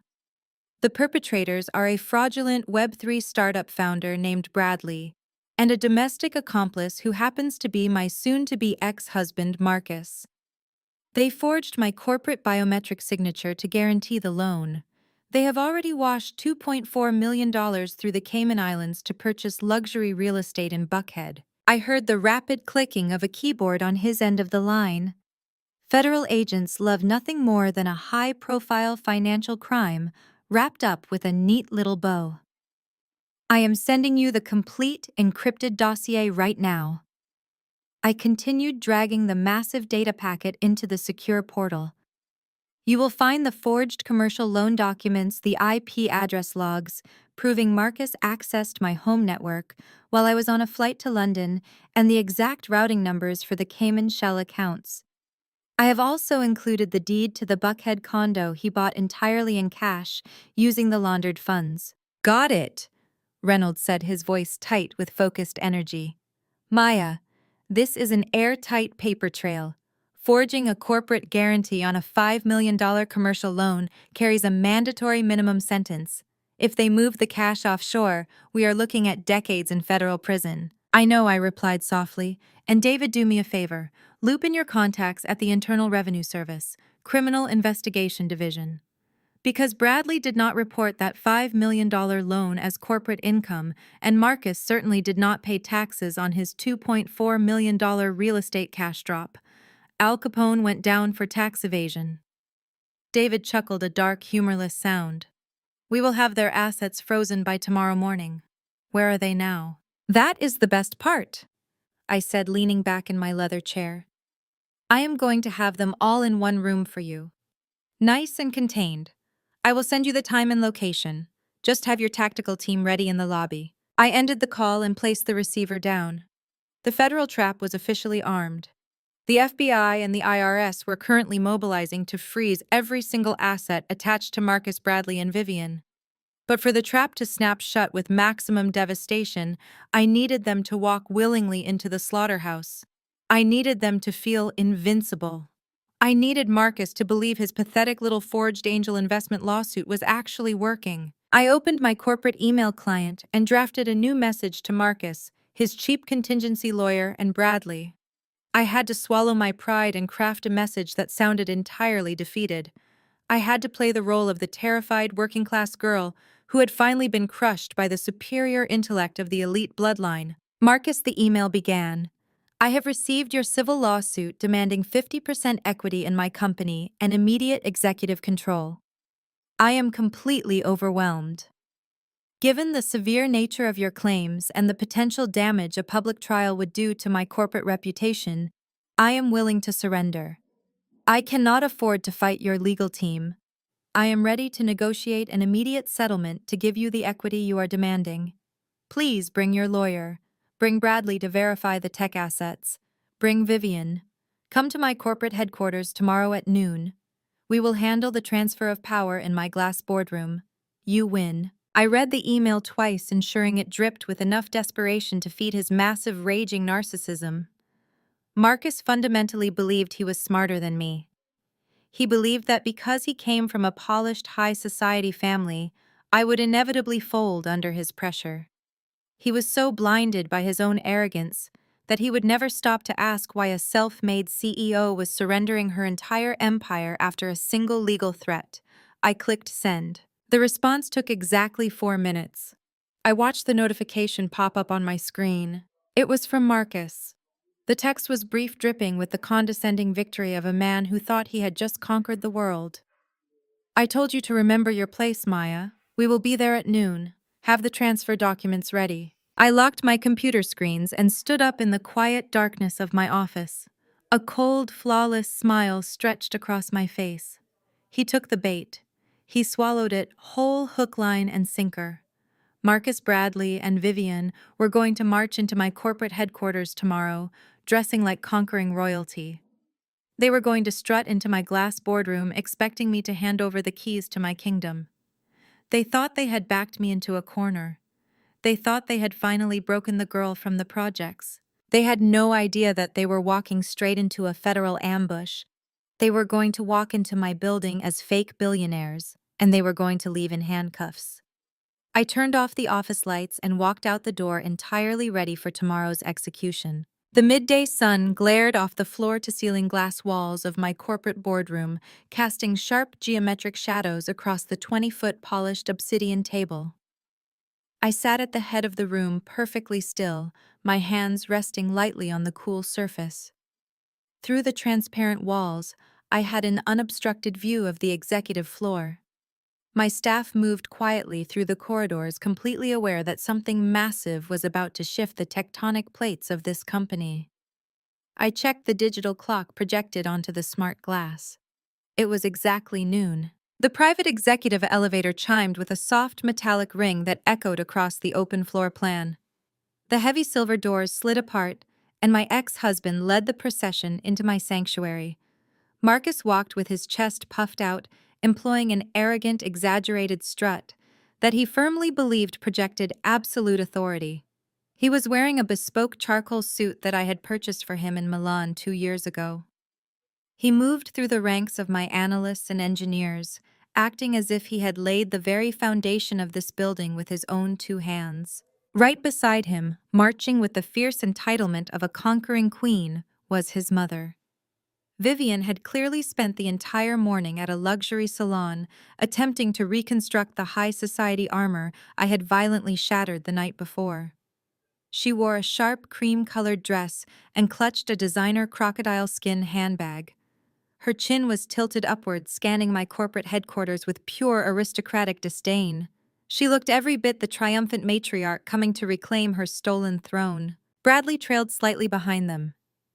The tech bro brother-in-law wore his signature unstructured blazer over a branded startup t-shirt, looking like a frantic college student who had just hacked his way into a bank vault. He was practically vibrating with nervous, greedy energy.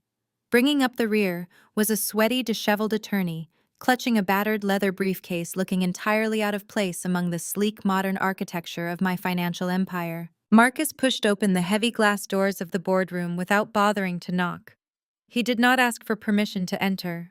He simply marched right up to the head of the table and slammed a thick stack of legal documents onto the pristine obsidian surface.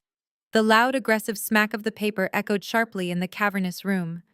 He leaned forward, placing both hands flat on the table, trying to physically trap me in his shadow. "It is over, Maya," Marcus declared, his voice dripping with the condescending victory of a man who thought he had just checkmated a grandmaster. "You played a good game, but the house always wins. I told you to remember your place, and now I am going to show it to you." I did not flinch. I did not blink. I simply took a slow sip of my black coffee, letting the bitter warmth ground me. Marcus tapped the thick stack of paper with his index finger. "This is an emergency court injunction. My legal counsel filed it first thing this morning based on your written admission of defeat last night. It effectively freezes all of your corporate assets and immediately suspends your executive authority pending the full transfer of my 50% equity claim. You are done making decisions here." The cheap contingency lawyer nervously adjusted his glasses, stepping forward to play his part. He refused to make direct eye contact with me. "As of this hour, ma'am, you are legally barred from accessing any corporate funds, transferring intellectual property, or executing any administrative commands. My client is now the acting interim director of this facility." I remained absolutely silent, allowing their delusion to fill the room like a noxious gas. My silence only emboldened them. Bradley decided to insert himself into the power dynamic.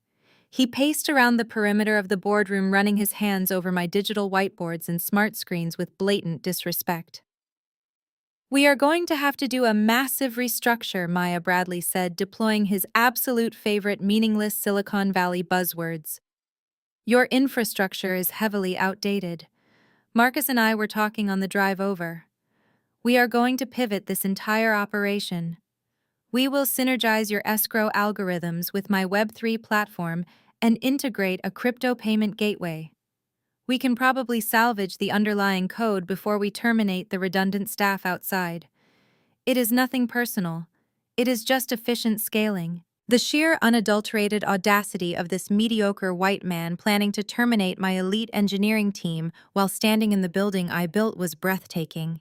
He actually believed he was going to walk away from his $5 million wire fraud by cannibalizing my legitimate corporate assets. But it was Vivian who delivered the ultimate performance of high society delusion.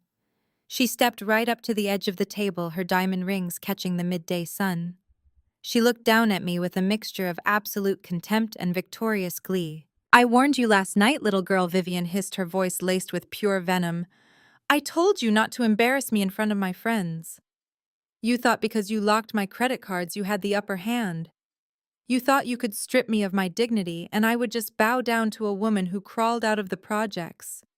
You are nothing but a temporary bank account we utilize to build our real legacy." Vivian turned her attention away from me and looked toward the heavy glass doors. My head of corporate security, Thomas, was standing quietly just outside the boardroom observing the interaction. Thomas was a former military police officer who had been with my company since day one. He knew exactly who I was, and he knew exactly what was about to happen. Vivian snapped her fingers at him, treating my head of security like a hired servant at a country club luncheon. "You there," she commanded, her voice ringing with aristocratic authority. "Go down to the supply room and find a cardboard box. Bring it up here immediately." You are going to help this woman pack up whatever cheap desk ornaments she has left, and then you are going to personally escort her out the back service elevator. She no longer works here. Thomas did not move a single muscle. He simply looked through the glass, making direct eye contact with me, waiting for my signal. Marcus crossed his arms over his chest, looking down at me with a satisfied smirk. Do not make this harder than it has to be, Maya. Hand over the biometric master keys to the server room. Hand over the physical banking tokens. If you walk out of here quietly without causing a scene, I will tell the judge to be lenient. I might even let you keep the car so you have something to sleep in when we foreclose on your penthouse. They had laid all their cards on the table. They had marched into my sanctuary, insulted my intelligence, threatened my staff, and ordered my own security to throw me out onto the street. They had gleefully handed me every single piece of ammunition I needed to justify their absolute destruction. I placed my coffee mug down on a small leather coaster. I uncrossed my legs and sat up perfectly straight. It was time to lock the doors and turn up the heat. The afternoon sun was entirely banished from the room as the heavy electronic privacy blinds locked into the floor with a definitive metallic thud. The sudden artificial lighting cast sharp shadows across the 20-foot obsidian table. I watched Marcus lose the last shred of his manufactured patience. My absolute stillness infuriated him. He needed me to react. He needed tears or anger to validate his hollow authority. When I gave him nothing, he reached over and snatched the thick stack of legal documents from his sweating attorney. He slammed the papers down onto the polished table right in front of my folded hands. The forceful smack vibrated through the heavy boardroom furniture. "Read it!" Marcus barked, tapping his index finger aggressively against the top page. "It is a signed order from a Fulton County judge. You are temporarily stripped of all executive voting rights, pending the resolution of my equity claim. You do not have the power to make a single decision in this building. Hand over the corporate access tokens right now, or I will have the police drag you out of here for violating a direct court order." Vivian crossed her arms over her chest, wearing a triumphant sneer. She looked at me like I was a stubborn stain on her designer shoes. Bradley pulled out his phone, acting as if he were already preparing to draft an email to my engineering team, announcing his hostile takeover. The cheap contingency lawyer simply stared at his own shoes, shifting his weight nervously from side to side. He was beginning to realize that the atmosphere in this room did not match the easy victory Marcus had promised him. I did not look at the papers. I did not even glance down at the bold legal letterhead.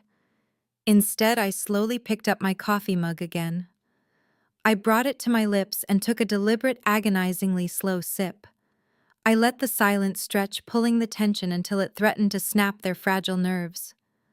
Marcus opened his mouth to yell again, but I held up one single manicured finger, stopping him dead in his tracks. I placed the mug back onto the leather coaster. I slid my right hand across the smooth surface of the table until my fingers brushed against the embedded biometric control panel. I pressed my thumb against the glowing scanner. A low mechanical hum instantly filled the room. The smart glass walls surrounding the boardroom frosted over in a fraction of a second, shifting from perfectly transparent to a solid, opaque white. Immediately after, the heavy electronic blinds descended from the ceiling with a quiet mechanical whir, completely sealing the glass doors. The boardroom was instantly transformed into a soundproof, inescapable vault. Marcus instinctively took a step back, his bravado fracturing as the physical environment shifted out of his control.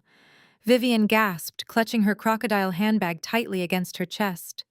She glanced back at the frosted glass doors, suddenly realizing that her grand public spectacle had just been shut down.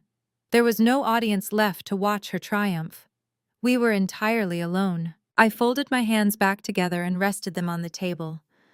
I always say never grab the shovel when your enemy is busy digging their own grave.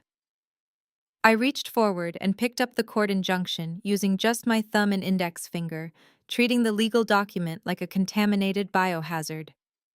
I flipped to the second page, scanning the legal jargon with ruthless efficiency. I did not look at Marcus.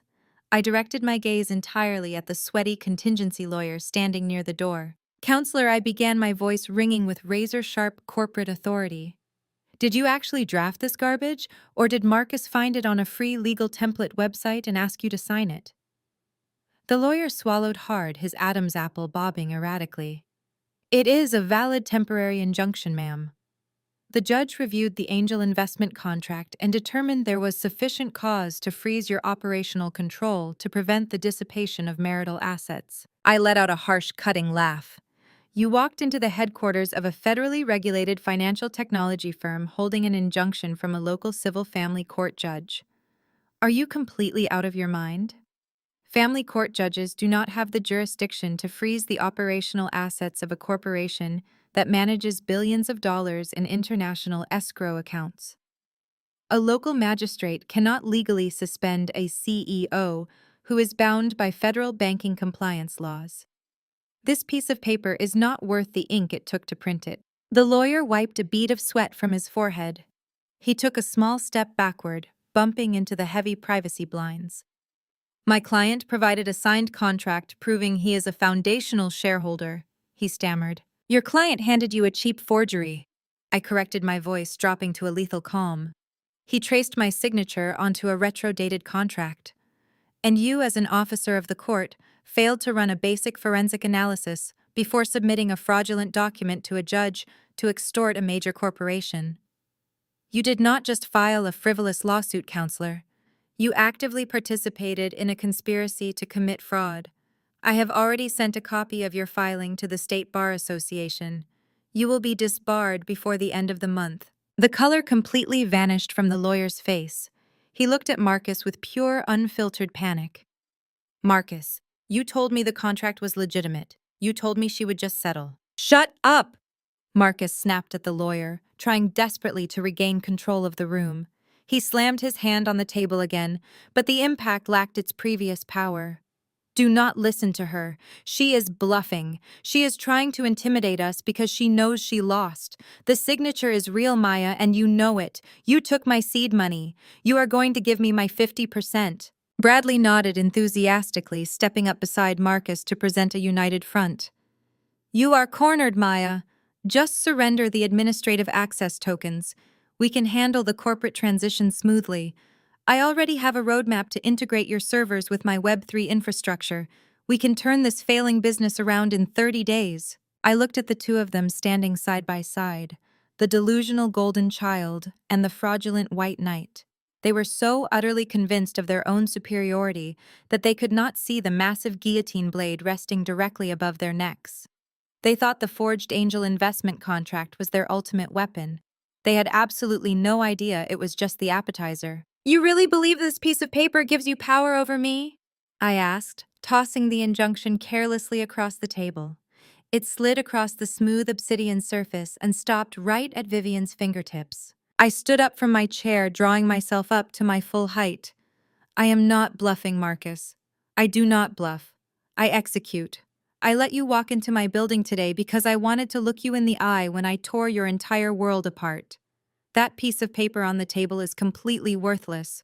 But the digital files I'm about to show you are going to put you and your tech bro best friend in a federal penitentiary for a very long time. I reached toward the center console on the table and rested my hand on the primary control dial. It was time to pull back the curtain and show the matriarch exactly what her precious boys had been doing in the dark. I twisted the sleek titanium dial on the center console. A motorized hum vibrated above us as a massive 100-inch high-definition screen descended smoothly from the ceiling panel at the far end of the boardroom. The dual 4K laser projectors mounted above my head flared to life, casting a brilliant beam of light across the darkened room. Marcus leaned forward, bracing his hands on his knees. He was bracing himself for a fight over my corporate ledgers. He fully expected to see my fintech operational accounts, my proprietary source code, or a digital copy of his forged angel investor contract.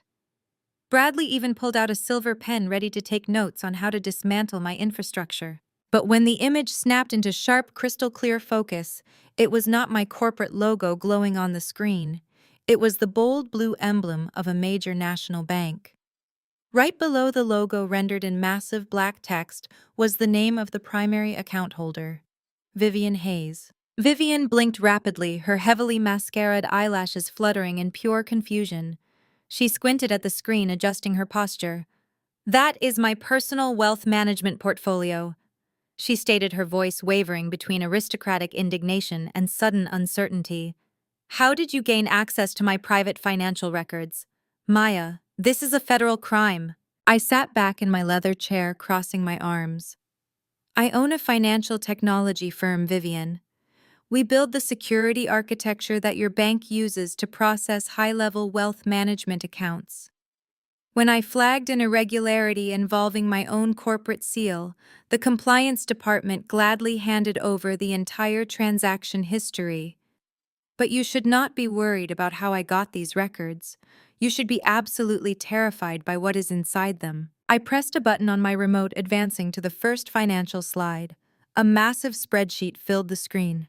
Entire columns were highlighted in a glaring, aggressive red. "Let us take a walk down memory lane," I said, keeping my voice smooth and conversational.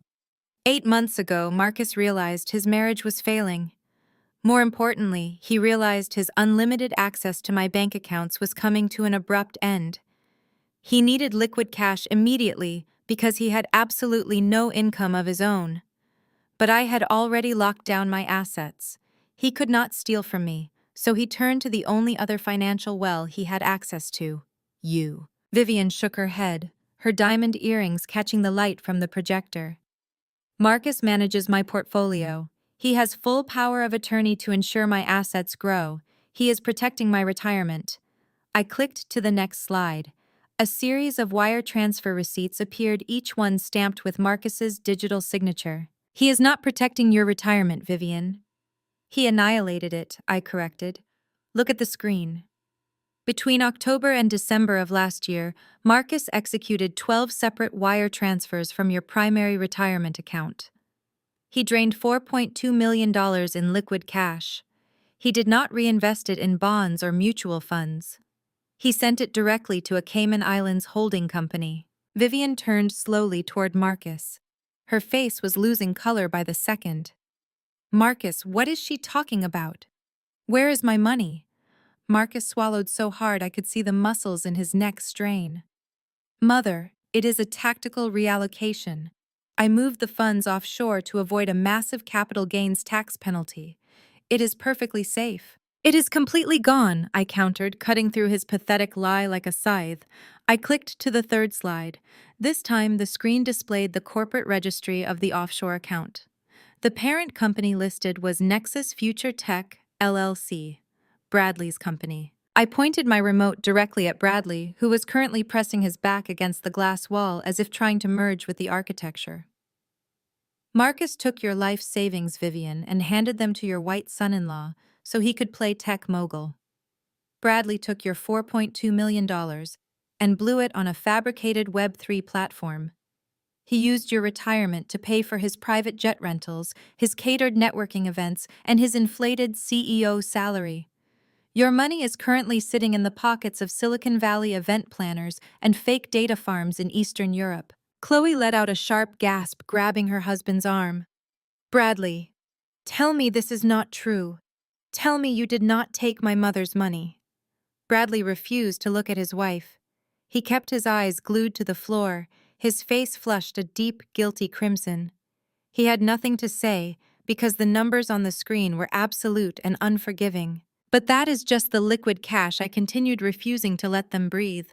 Marcus realized $4 million was not enough to save Bradley's sinking ship and fund his own extravagant lifestyle, so he needed to leverage your physical assets. I pressed the button again. The screen shifted, displaying a heavily notarized real estate document. It was a commercial property deed. Specifically, it was the deed to Vivian's prized ancestral estate in the historic district of Atlanta. The house she bragged about at every single country club event. The house she claimed had been in her family for 3 generations. Vivian let out a strangled, horrific sound. She recognized the document immediately. "In January, Marcus took out a massive second mortgage against your estate," I stated, delivering the facts with brutal surgical precision. "He leveraged your home for a $5 million commercial loan, but he knew your credit could not secure that kind of capital on its own. So he forged my corporate biometric signature to guarantee the debt. He put your house on the chopping block and used my company as the safety net. Vivian was visibly shaking now. She gripped the edge of the obsidian table, her perfectly manicured nails scraping against the polished stone. You told me those were standard tax forms, Marcus. She whispered, her voice cracking, breaking under the weight of the betrayal. You told me to sign them to protect the estate from the IRS. You mortgaged my home. Mother, I had a plan, Marcus pleaded, stepping toward her, hands raised in a gesture of surrender. The startup was going to scale. We were going to double the investment and pay off the mortgage before the bank ever noticed. It was a bridge loan. It was a heist, I corrected sharply. And here is the best part, Vivian. Marcus did not give all of that loan money to Bradley. He kept a very generous cut for himself. I clicked to the final slide. The screen split into two distinct images. On the left was a closing document for a $2.4 million luxury penthouse in Buckhead, paid entirely in cash. On the right was a high-resolution medical scan, a black-and-white ultrasound of a 6-month-old fetus. The patient name printed clearly at the top of the medical file was Jasmine Carter. The room descended into a silence so absolute it felt like a vacuum had sucked all the oxygen out of the air. While you were busy hosting charity galas and calling me a working-class nobody, Vivian, your golden child was busy using your stolen home equity to buy a cash penthouse for a 24-year-old cigar lounge receptionist, I said, letting the truth detonate inside the soundproof room. He could not steal from me because I am smarter than him, so he robbed you blind to fund his pregnant mistress. Vivian stared at the ultrasound on the massive screen. Her chest heaved with rapid, shallow breaths. The grand illusion of her flawless elite bloodline had not just been shattered. It had been publicly, meticulously butchered by the very son she had worshipped. The man she believed was a titan of industry was nothing but a common thief who had sold his own mother's roof to buy a love nest for a waitress. The silence in the boardroom was no longer just heavy, it was radioactive. Vivian stood absolutely frozen, staring at the massive projection screen. Her eyes darted frantically between the black and white ultrasound image and the cash settlement statement for the luxury penthouse. The rigid, aristocratic posture she had maintained for decades visibly collapsed. Her shoulders slumped and the expensive cream-colored dress suddenly looked like a tragic costume on a broken elderly woman. She turned her head toward Marcus. The movement was slow and jerky like a malfunctioning animatronic figure. Mother, please. Marcus started taking a hesitant step forward. He raised his hands, palms facing outward in a desperate gesture of surrender. I was going to pay it back. The startup was just experiencing a temporary bottleneck. I needed to secure a secondary asset portfolio to diversify our holdings. The girl is just a mistake. I am handling it. I promise you, I am handling it. A mistake, Vivian repeated. The word scraped against her throat, coming out as a raspy, venomous hiss. A secondary asset portfolio. You mortgaged the house your grandfather built. You mortgaged the ancestral estate that gives this family its entire identity, so you could buy a $2 million playground for a 24-year-old cigar lounge receptionist.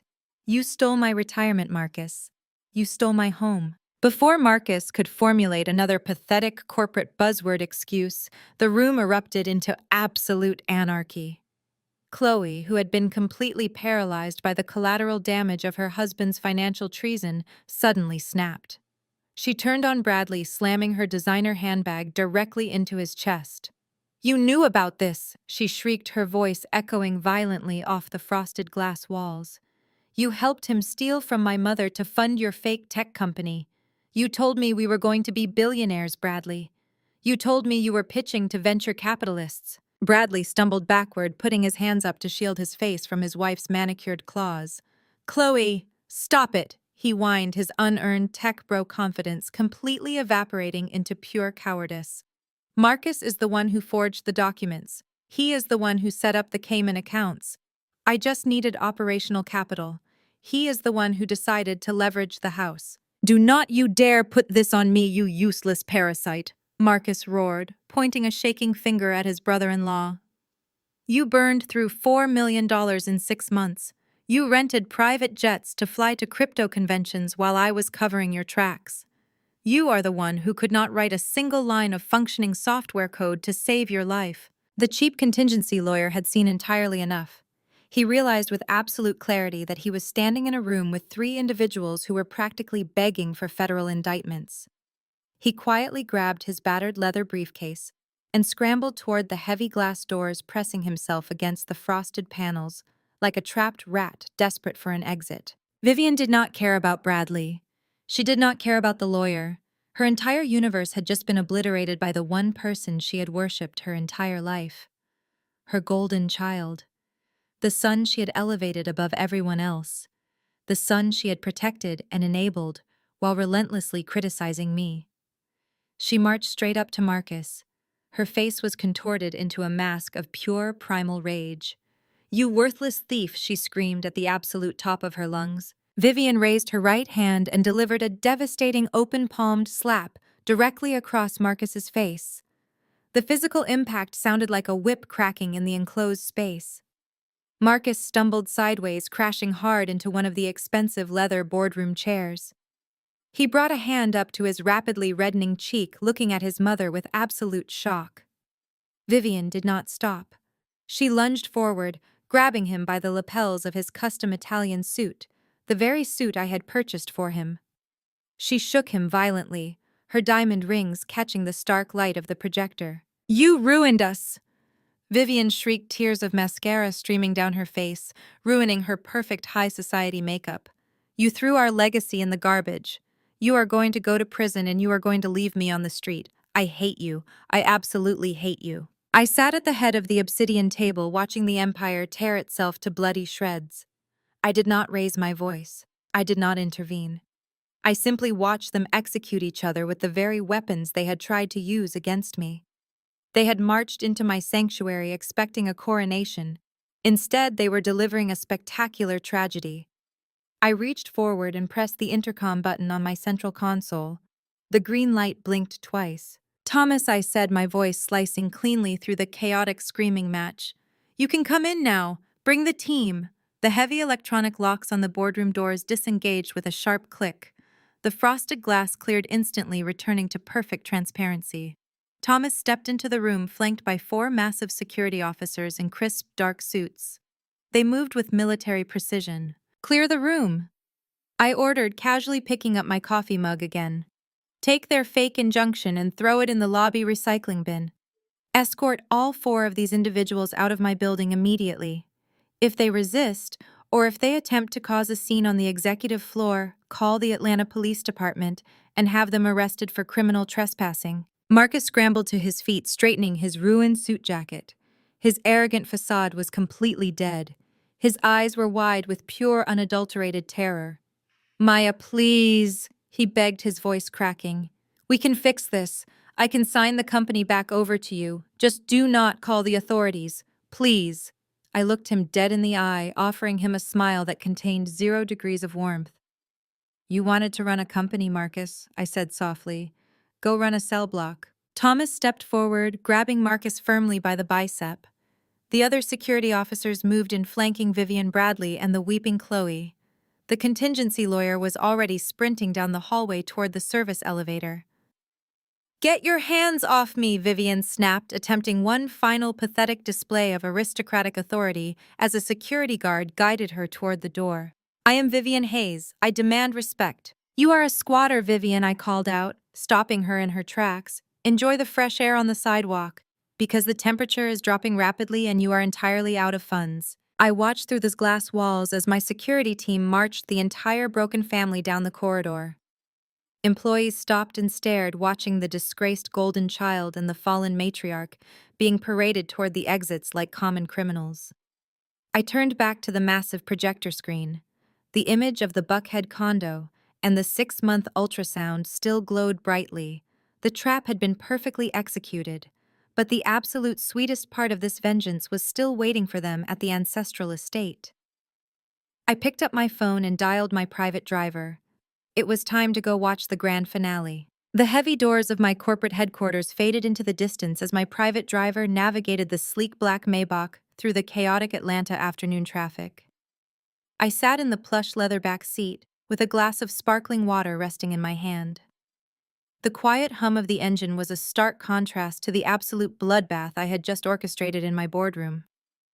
I opened my encrypted tablet, tracing the digital shockwaves currently rippling through the city. Marcus and his mother had been unceremoniously dumped onto the sidewalk by my security team. Their phones were likely hemorrhaging desperate text messages. But I was not focused on Marcus anymore. A desperate man with a frozen bank account and a pregnant mistress was a predictable variable. He would panic, he would run, and he would ultimately fail. My focus was entirely locked on Vivian. When a narcissistic matriarch realizes her entire high society empire is built on stolen funds, she does not sit down and accept defeat. She scrambles for the ultimate safety net. She reaches for the crown jewel of her carefully curated illusion. Miles away in the historic district of the city, Vivian was pacing the original hardwood floors of her prized ancestral estate. The sprawling $5 million mansion was a physical monument to her ego.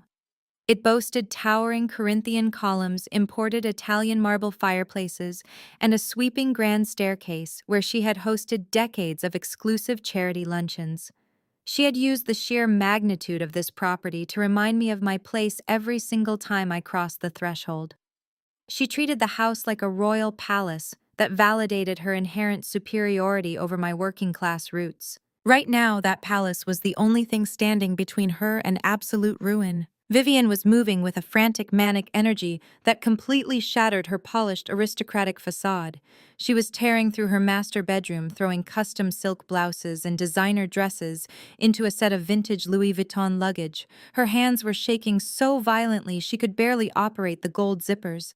The sting of slapping her golden child across the face still lingered on her palm, but the maternal rage was rapidly being swallowed whole by pure, unadulterated terror. She knew exactly what I was capable of. She knew that the federal government does not send polite warning letters when investigating $5 million commercial bank fraud and offshore money laundering. They send armored vehicles and armed agents at the crack of dawn. She needed to get Marcus out of the crosshairs before a federal indictment destroyed the family name forever. She needed retainers for the most ruthless criminal defense attorneys in the state. And more importantly, she needed to flee the city before her country club committee officially blacklisted her from polite society. To do all of that, she needed an immediate massive injection of liquid cash, and her only remaining asset was the very ground she was standing on. Vivian snatched her backup cell phone from the velvet ottoman and frantically dialed the number of Atlanta's most elite luxury real estate broker. She paced the length of her Persian rug, her breath coming in short, ragged gasps. The phone rang 3 times before a smooth professional voice answered the line. "Evelyn, listen to me very carefully," Vivian demanded, skipping every basic rule of high society etiquette. Her voice was sharp, bordering on hysterical. "I need to liquidate the estate immediately. I need a cash buyer today." There was a stunned pause on the other end of the line. The broker was clearly taken aback by the sheer desperation radiating from a woman who usually spent 30 minutes discussing the weather before mentioning business. "Vivian, what are you talking about?" Evelyn asked, her tone cautious. "Your home is a historic landmark. A property of that magnitude requires a targeted marketing campaign. We have to stage the interior, schedule private showings for international buyers, and carefully negotiate the asking price. You cannot just sell a $5 million estate in a single afternoon." "I do not care about the asking price," Vivian screamed, losing her grip on reality entirely. She gripped the edge of her antique vanity, her knuckles turning stark white. "Do you hear me, Evelyn? I do not care about staging. I do not care about the market value. Find me a developer, an international investor, a corporate buyer. I do not care who it is. Tell them I will take $3.5 million. Tell them I will take $3 million flat if they can wire the funds into a secure offshore account by tomorrow morning." "Vivian, you are completely bypassing standard protocol." Evelyn stammered, clearly alarmed by the unprecedented massive price cut and the erratic behavior. "I cannot legally expedite a multi-million-dollar real estate transaction without running a comprehensive title search and clearing the deed through your primary mortgage lender. The bank has to authorize the sale. Then call the bank, Vivian commanded, her voice cracking under the suffocating weight of her impending destruction. Call the wealth management division right now. Tell them I am authorizing a fire sale to clear the primary mortgage, and I am taking the remaining equity in cash. Just get it done, Evelyn. My family is facing an absolute emergency, and I need that money transferred immediately. Vivian hung up the phone without waiting for a response and tossed the device onto the bed. She pressed the heels of her hands against her eyes, trying to force back the tears of terror and humiliation. She believed she had just initiated the ultimate salvation plan. She genuinely thought that sacrificing the ancestral estate would provide her with a $3 million golden parachute. She thought she could buy her way out of federal prison, buy her son the best defense lawyers in the country, and disappear into the sunset with whatever dignity she had left. She believed the massive stone walls of her mansion were her absolute impenetrable shield. Outside the wrought iron gates of the estate, my black Maybach rolled to a smooth, silent stop. I sat in the back seat looking through the tinted glass at the towering facade of Vivian's prized mansion. The beautifully manicured lawns and the grand circular driveway looked exactly the same as they did the first time Marcus brought me here to meet his mother. I took a slow sip of my sparkling water, a cold, flawless smile spreading across my lips. I knew exactly what phone call Vivian had just made. I knew exactly how desperately she was trying to liquidate the property to save her own skin. She was inside packing her bags, convinced she still held the winning hand. She was completely, utterly unaware that her desperate phone call to the broker had just triggered the final devastating phase of my execution plan. Inside the cavernous master suite, Vivian snatched her backup phone from the mattress and frantically dialed the VIP executive tier of her primary bank. She bypassed the standard automated menus, punching in her private wealth management access code with trembling fingers. She needed the bank to clear the title for her broker immediately. The line clicked and a senior account director named Harrison answered the call. Harrison, Vivian barked, ignoring every standard pleasantry. I am authorizing an immediate emergency liquidation of the primary estate. I am executing a cash fire sale through my broker. Clear the mortgage deeds right now and prepare to wire my remaining property equity into my offshore routing account. The sound of rapid typing echoed through the receiver. Mrs. Hayes, please hold for one moment while I pull up your property ledger, Harrison said, his tone impeccably polite. Vivian paced furiously across her Persian rug. She glared at her packed Louis Vuitton luggage, convinced she was still 5 steps ahead of the incoming disaster. She thought she was a master tactician executing a flawless escape. Harrison returned to the line, but the warm customer service tone had completely vanished. Ma'am, there must be some confusion. You do not have the authorization to liquidate this property. Furthermore, there is zero available equity for you to claim. Vivian stopped dead in her tracks. Do not speak to me about confusion, she snapped, her aristocratic entitlement flaring up one last time. My family has banked with your institution for decades.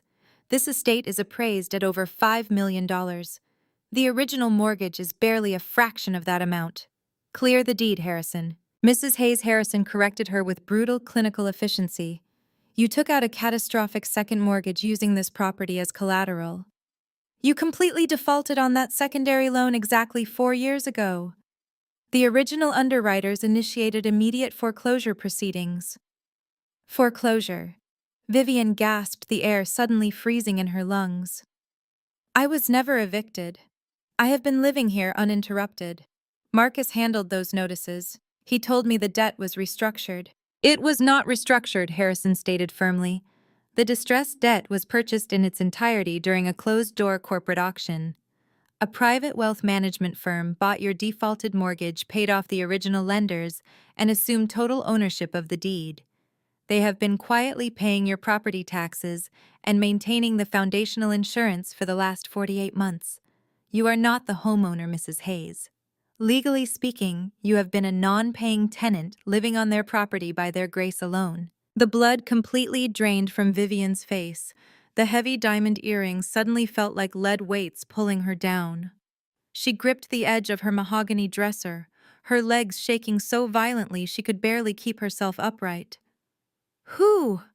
Vivian whispered, her voice cracking into a pathetic, terrified rasp.